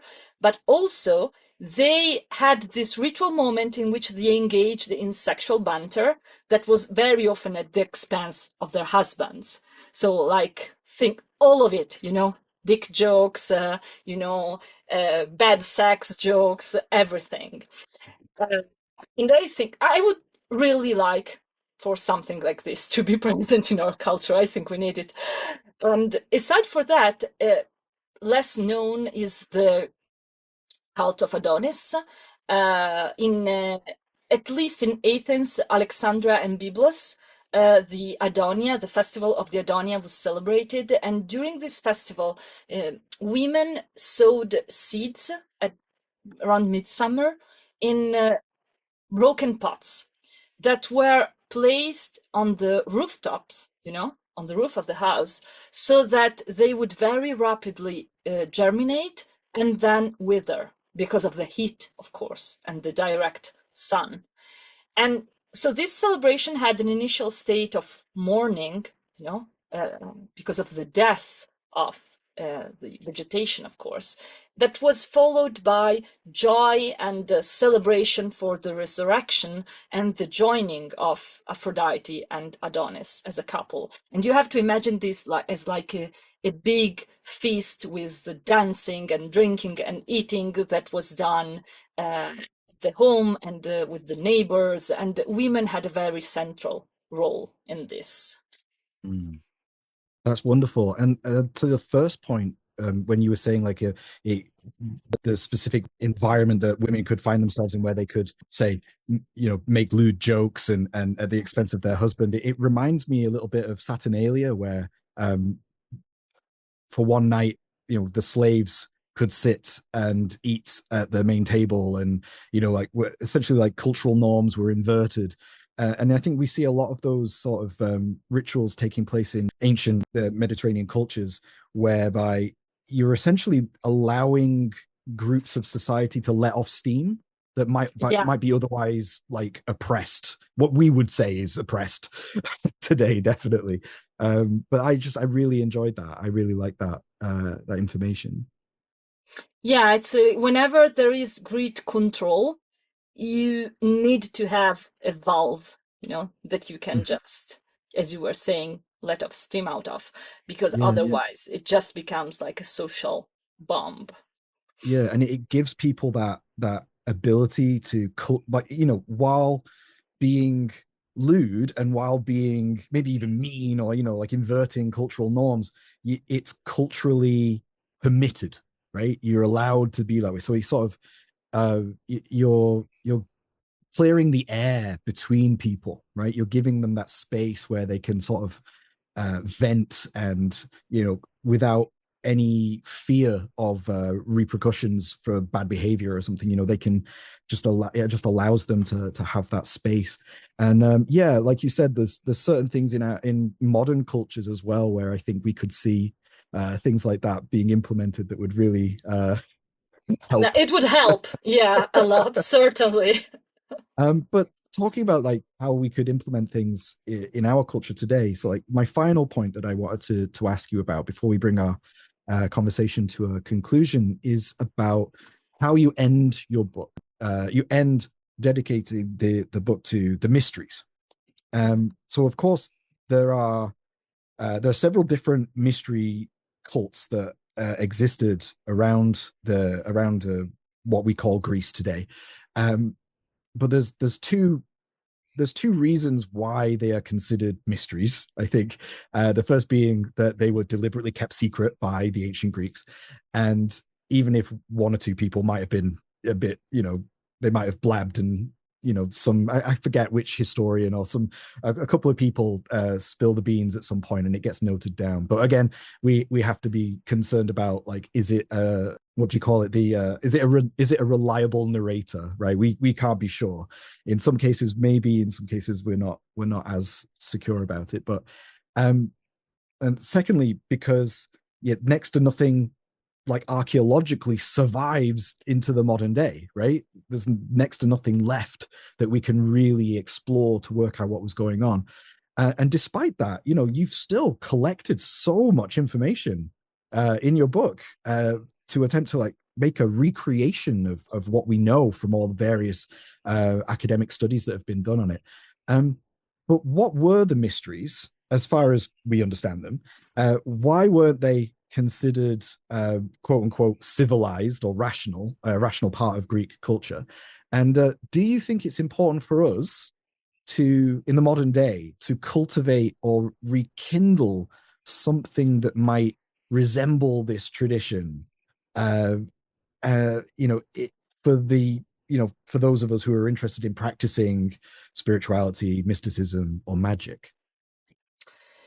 Well, the irrational tag was put on them in the past by classicists and scholars, and I don't think that most ancient Greeks would have embraced it so readily, because up until the second half of the 20th century, they were considered to be somewhat of a deviant part of Greco-Roman religions, because they included elements like ecstatic frenzies or behaviors that were perceived as somewhat being irrational, and these behaviors, they didn't fit in so well with the pristine, carefully cultivated image of a classical world, with the white statues and the white temples and the cradle of everything worthy and civilized. And how did they solve this problem? Well, they usually solved it by saying that, oh, this is a later phenomenon, like a later phase of antiquity in which, morals were corrupted and so on and so forth, and there was an intellectual overall decline, or by assuming that these cults were imported from wholesale from the East. And both of these assumptions have been demonstrated to be largely wrong, because some mystery cults, like especially those that developed and flourished and found their peak during the Roman era, like the mysteries of Isis and Mithraism, they did have Near Eastern roots, but the origins of the Eleusinian mysteries and a number of others that followed and that were much more characteristic of ancient Greek religion are firmly grounded in ancient Hellenic, culture. So mystery cults as a whole, they can generally be described as rituals that are secret, mostly nocturnal, and centered around an initiatory experience that was meant to trigger a transformation. That was not so much a social transformation, like, for example, the transition, the coming of age rituals, in which you have a transition from, infancy and childhood into adulthood, or the acceptance into a specific group. But it was more a transformation that involved a closer, more intimate connection with the divine that presided over it. And they seem to have been a phenomenon that was present in a large part of the ancient Mediterranean area. And they could be organized in different ways, which is why it's sometimes difficult to give a wide-ranging definition of them, because they could be tied to a specific sanctuary with a public cult. These are usually the most famous ones, the ones that we are more familiar with. They had festivals, they had a priesthood that was often traditionally restricted to certain families. Then you have the ones that were organized as thiazoi.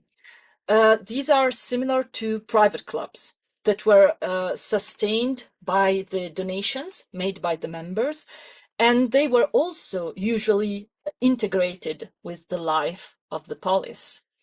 And then you have the ones that we have mentioned before, the ones that centered around itinerant initiators. So these charismatic figures that went around and made their living through their skills in the field of religious rituals, magical practices, and divination. And they often relied on these quote unquote secret sacred texts that supposedly contained divine and secret knowledge that was usually attributed to mythical or semi-mythical character, like Orpheus or Museus, for example. And this knowledge was attainable through initiation rituals. And I think that this is why, I was telling you previously that these are the kind of specialists that most remind me of modern practicing uh, occultists or witches or sorcerers or whatnot.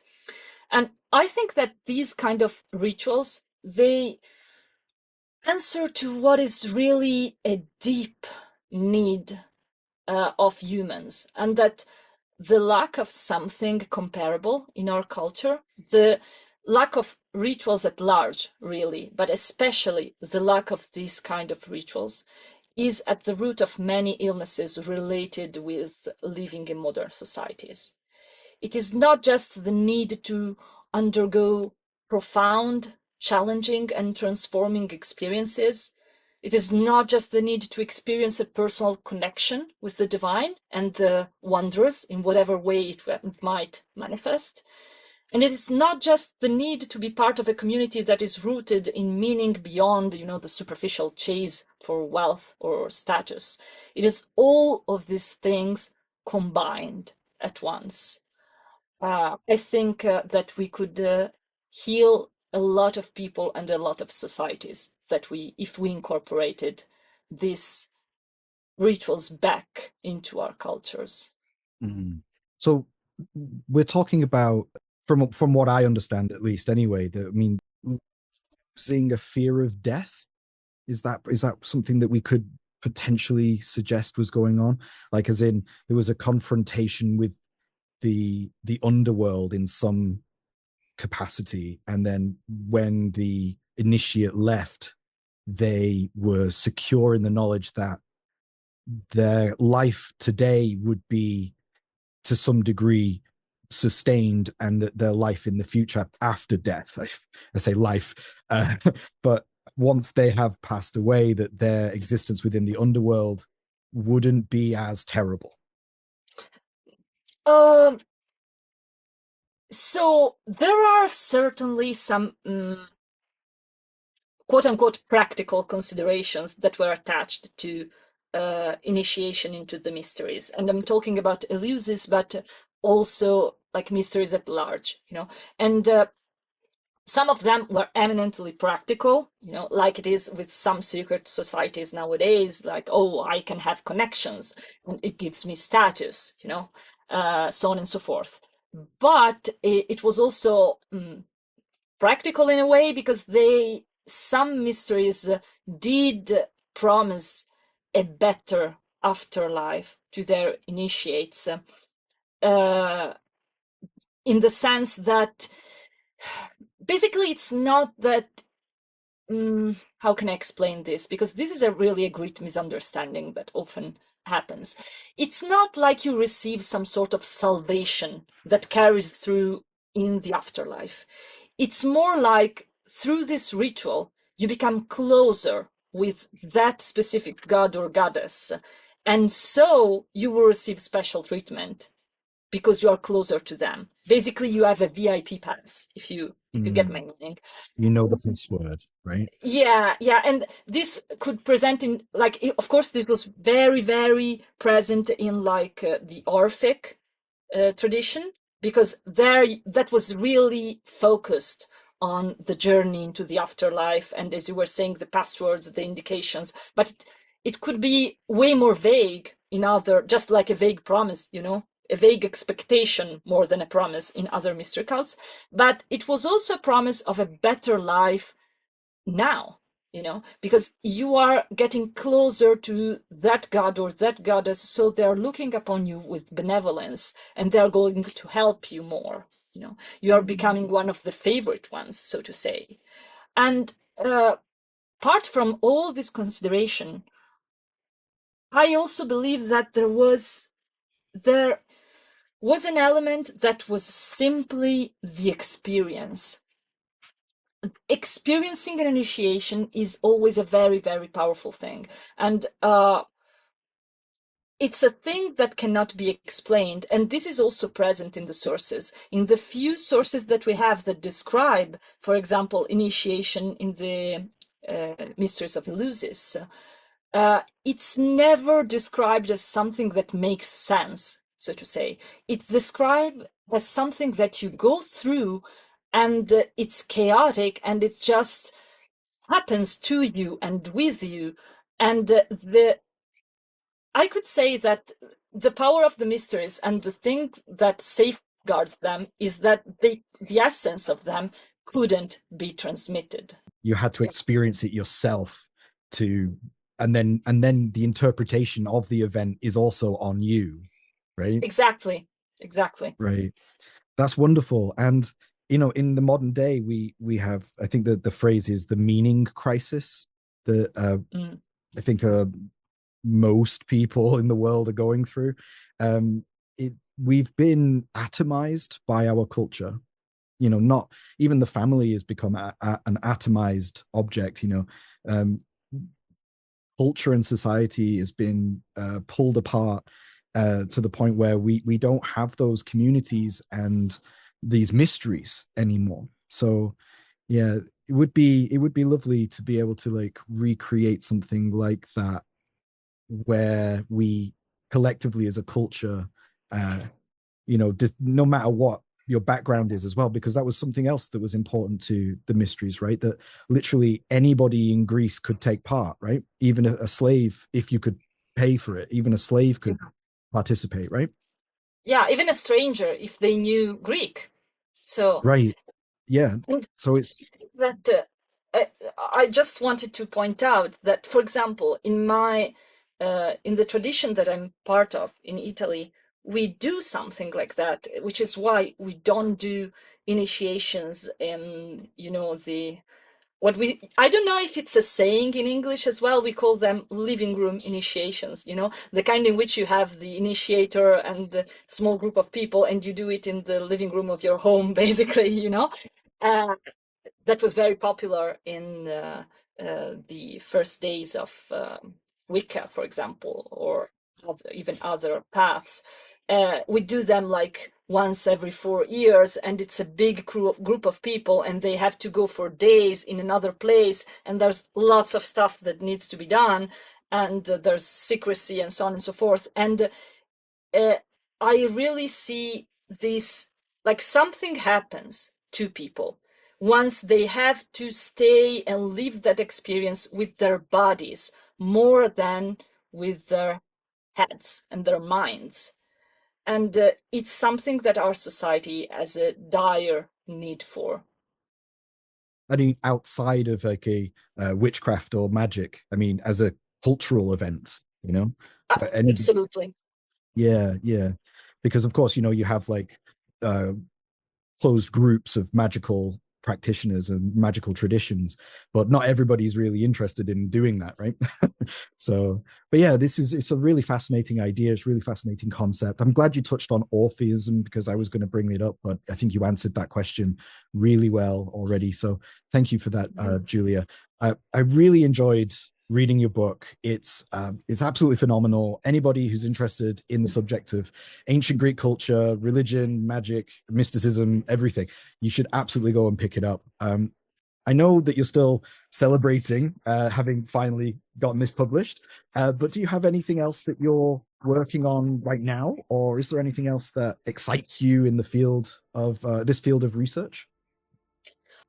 Course, I've something else I'm working on, because every time I'm saying, oh, this year I'm just going, to take a semi vacation, then I find myself piling up double work for myself.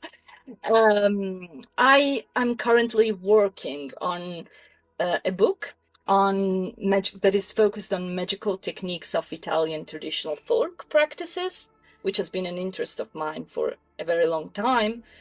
And I'm always also enjoying a lot working in the Diana path, so to say, which is more strictly related to my personal practice.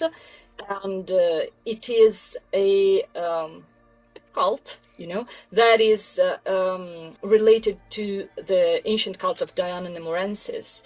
And there is an entire path that is constructed around it, that is made out of both works, like there are 2 intensive foundational workshops, and then monthly programs with different levels of engagement. And I'm really enjoying it because it gives me the opportunity to work with people and practice with them on a monthly basis, which is way different than just, doing a course and then you're done. There's also a course I'm starting this October that is my Hecate course. And it is a course that offers a very detailed description of Hecate's ancient cults and the shaping of the goddess identity through time. And it is very focused not on my, personal relationship with Hecate, but really on the historical characteristics of her cult. And this will start in October, and it will also include a couple of special live events that are specifically focused on passing from evidence into practice. And then there is this is like the curse I've placed on myself, because every time I decide, I'm never going something so work heavy again, then of course I try to do something like that again, which is a special course that should be launched around January, which is an in-depth masterclass on magical technologies and practices of the ancient world, like a very complete and wide-ranging program that I would like to offer on a monthly basis. And I am already, I am at the same time very excited about this, because it's one of the topics that I love the most, that most fascinates me. But at the same time, it's like an insane amount of work for myself. Well, that all sounds absolutely fantastic. I'm really looking forward to seeing what else you put out into the world. Is there a place that people can go to find you online? Yeah, there's my website, which is boscodiartemisia.com, which I expect might be a little bit more difficult for English-speaking people.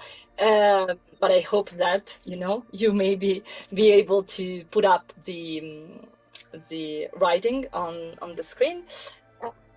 And there are also my social media and my personal Facebook account as Giulia Turolla. Well, I will include all of those links in the description at the bottom of the video. Giulia, it's been a real pleasure having you on the show today. Thank you so much for taking the time to come and talk to me and, have just a really fantastic conversation about everything Greece and, religion, mysticism, magic. It's been absolutely fantastic. Thank you so much, and all the best with the book. Oh, thank you so much for having me. It's always so fun chatting with you, and just the hours pass by without me noticing it. You're an excellent interviewer. That was Giulia Turolla, author of The Key to Ancient Greek Religion, a source of academic knowledge for practitioners, now available from Hadean Press. I always enjoy talking to Giulia about our shared interest in Greek religion and mythology. I can't stress enough just how fluent and knowledgeable she is on this subject, and how fantastic she is at communicating with her audience. Her book is a phenomenal study of the various ideas and concepts found across ancient Greece and its religion and its myths, everything. But as I said in the interview, I think it's all of the citations and the reading recommendations that really bring the whole book together. You will be very well rewarded by giving this book your attention. I guarantee you'll have some idea or concept challenged, or you'll find yourself reevaluating something that you thought that you'd taken for granted.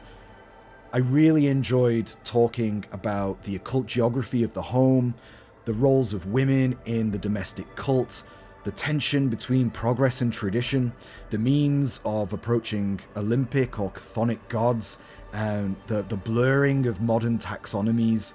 I really appreciated learning a bit more about the mysteries and the ways ancient people created cultural events that allowed people to let off steam in constructive ways. One thing that I'd just really like to underscore here, from everything that I've just learned from Giulia, from the interview and from her book, is that narratives of a golden age and how Greek, Roman culture alone were the fountainhead of quote-unquote Western civilization is the real myth. That is the pure fantasy. It's in periods of deep multiculturalism where we find the most vibrant flourishings of culture, religion, myth, and magic, and ancient Greece was wonderfully multicultural throughout its entire history. I am deeply grateful for Giulia's efforts to create and produce this wonderful book. I have an ever-growing list of papers and books to read, and Giulia has just maybe more than doubled it. I hope that you gain as much benefit from this book as I have. And I look forward to hearing from Giulia's readers in the comments.